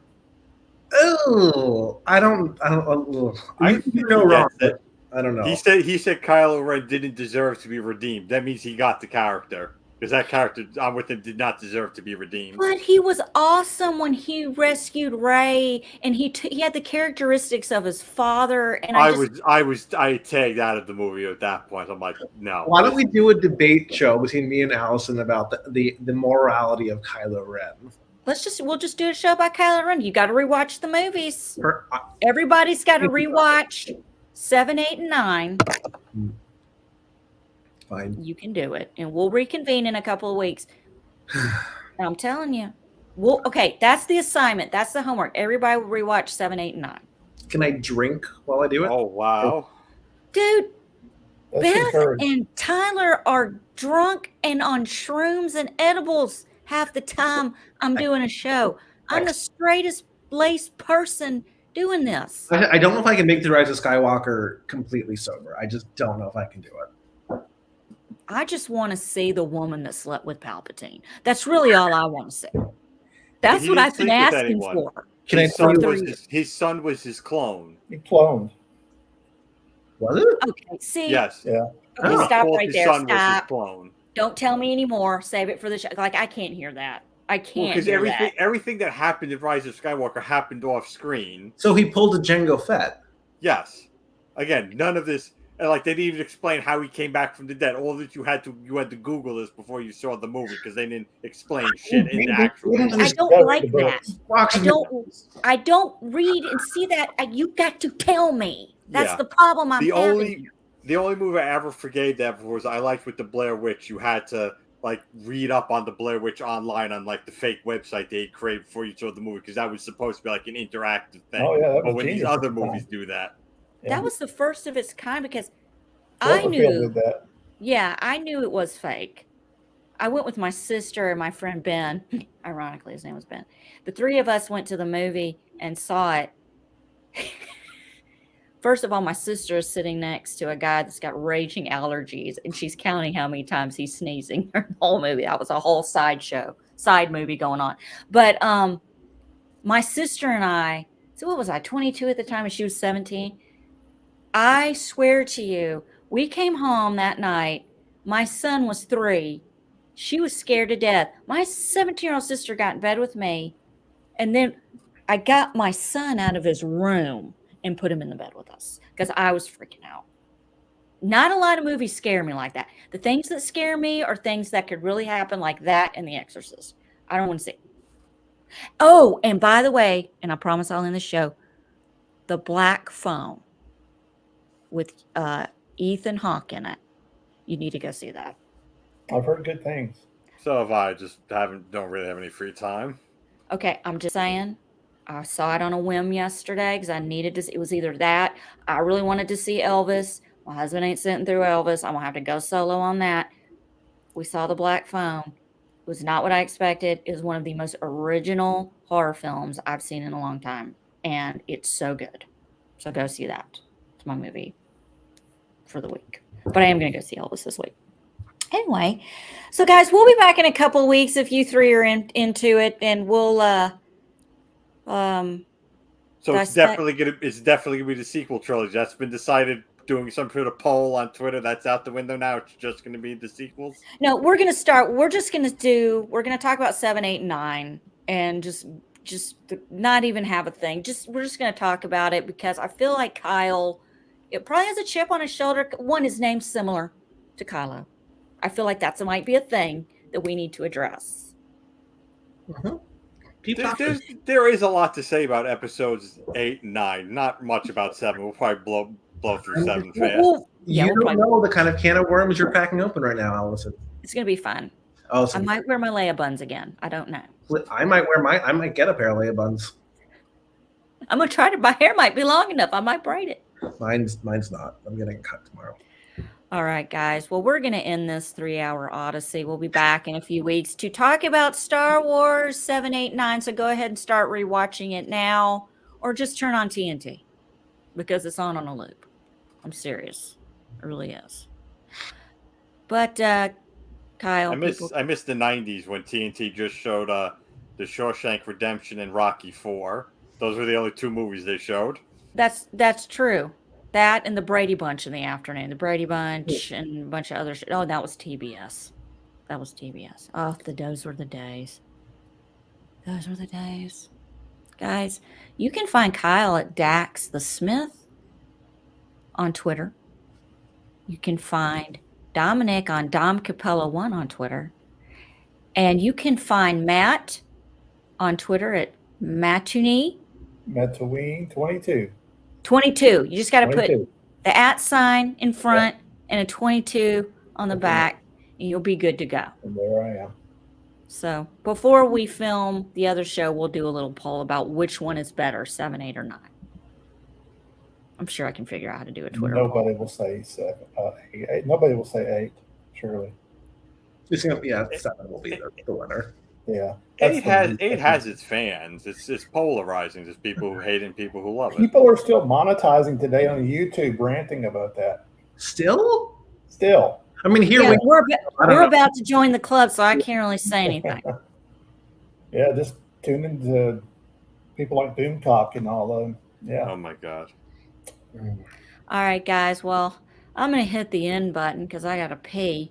But we will back in a few weeks. We'll do 7, 8, 9, just to see what's going on. You know, it never gets old. It never gets old talking about Star Wars. I'm going to cleanse my palate and resume watching For All Mankind on Apple TV.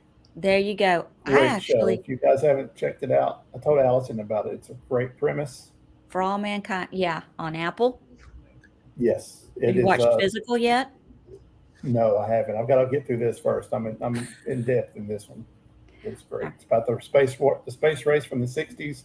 Certain events happened in a different order, and alternate history follows how our country evolved since the 60s, politically, socially, and if the space race. Really interesting, really cool. It's a lot of Cold War stuff that we all grew up with. And certain people become leaders that weren't leaders in our lifetime, presidents that we didn't. Kind of reminds me of The Man in the High Castle. Did you ever watch The Man in the? I've heard that's really good too.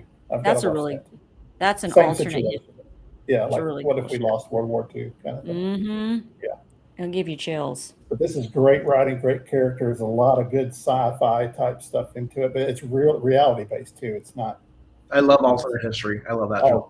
Check it out, Kyle. The app. If you don't have Apple TV, it's the first episode is free. You'll be hooked. Believe me, in the first 10 minutes, you'll be hooked. Cool. Give me my login. I don't care. Check it out. I know you up on that. Yes. Yeah, it's better Trek than some Trek we've got. I'll say that. Awesome. All right, guys. Well, I'm going to end this, and we'll see you guys in a couple of weeks. And if you're into Big Brother, the season premiere is July 6th. We will be doing a precast analysis before that. God help us all. And then we'll have that freaking hour and a half premiere. And then I'll be doing, well, you know what I'm saying. It's Big Brother. It's hard for me to get excited about it anymore, but I'm here for it. Got to have something to bitch about. All right, guys. Well, have a good evening. Thank you for watching. Subscribe on YouTube and become a patron. Patreon/My Weekly Meltdown. We're going to do some shows. Good night.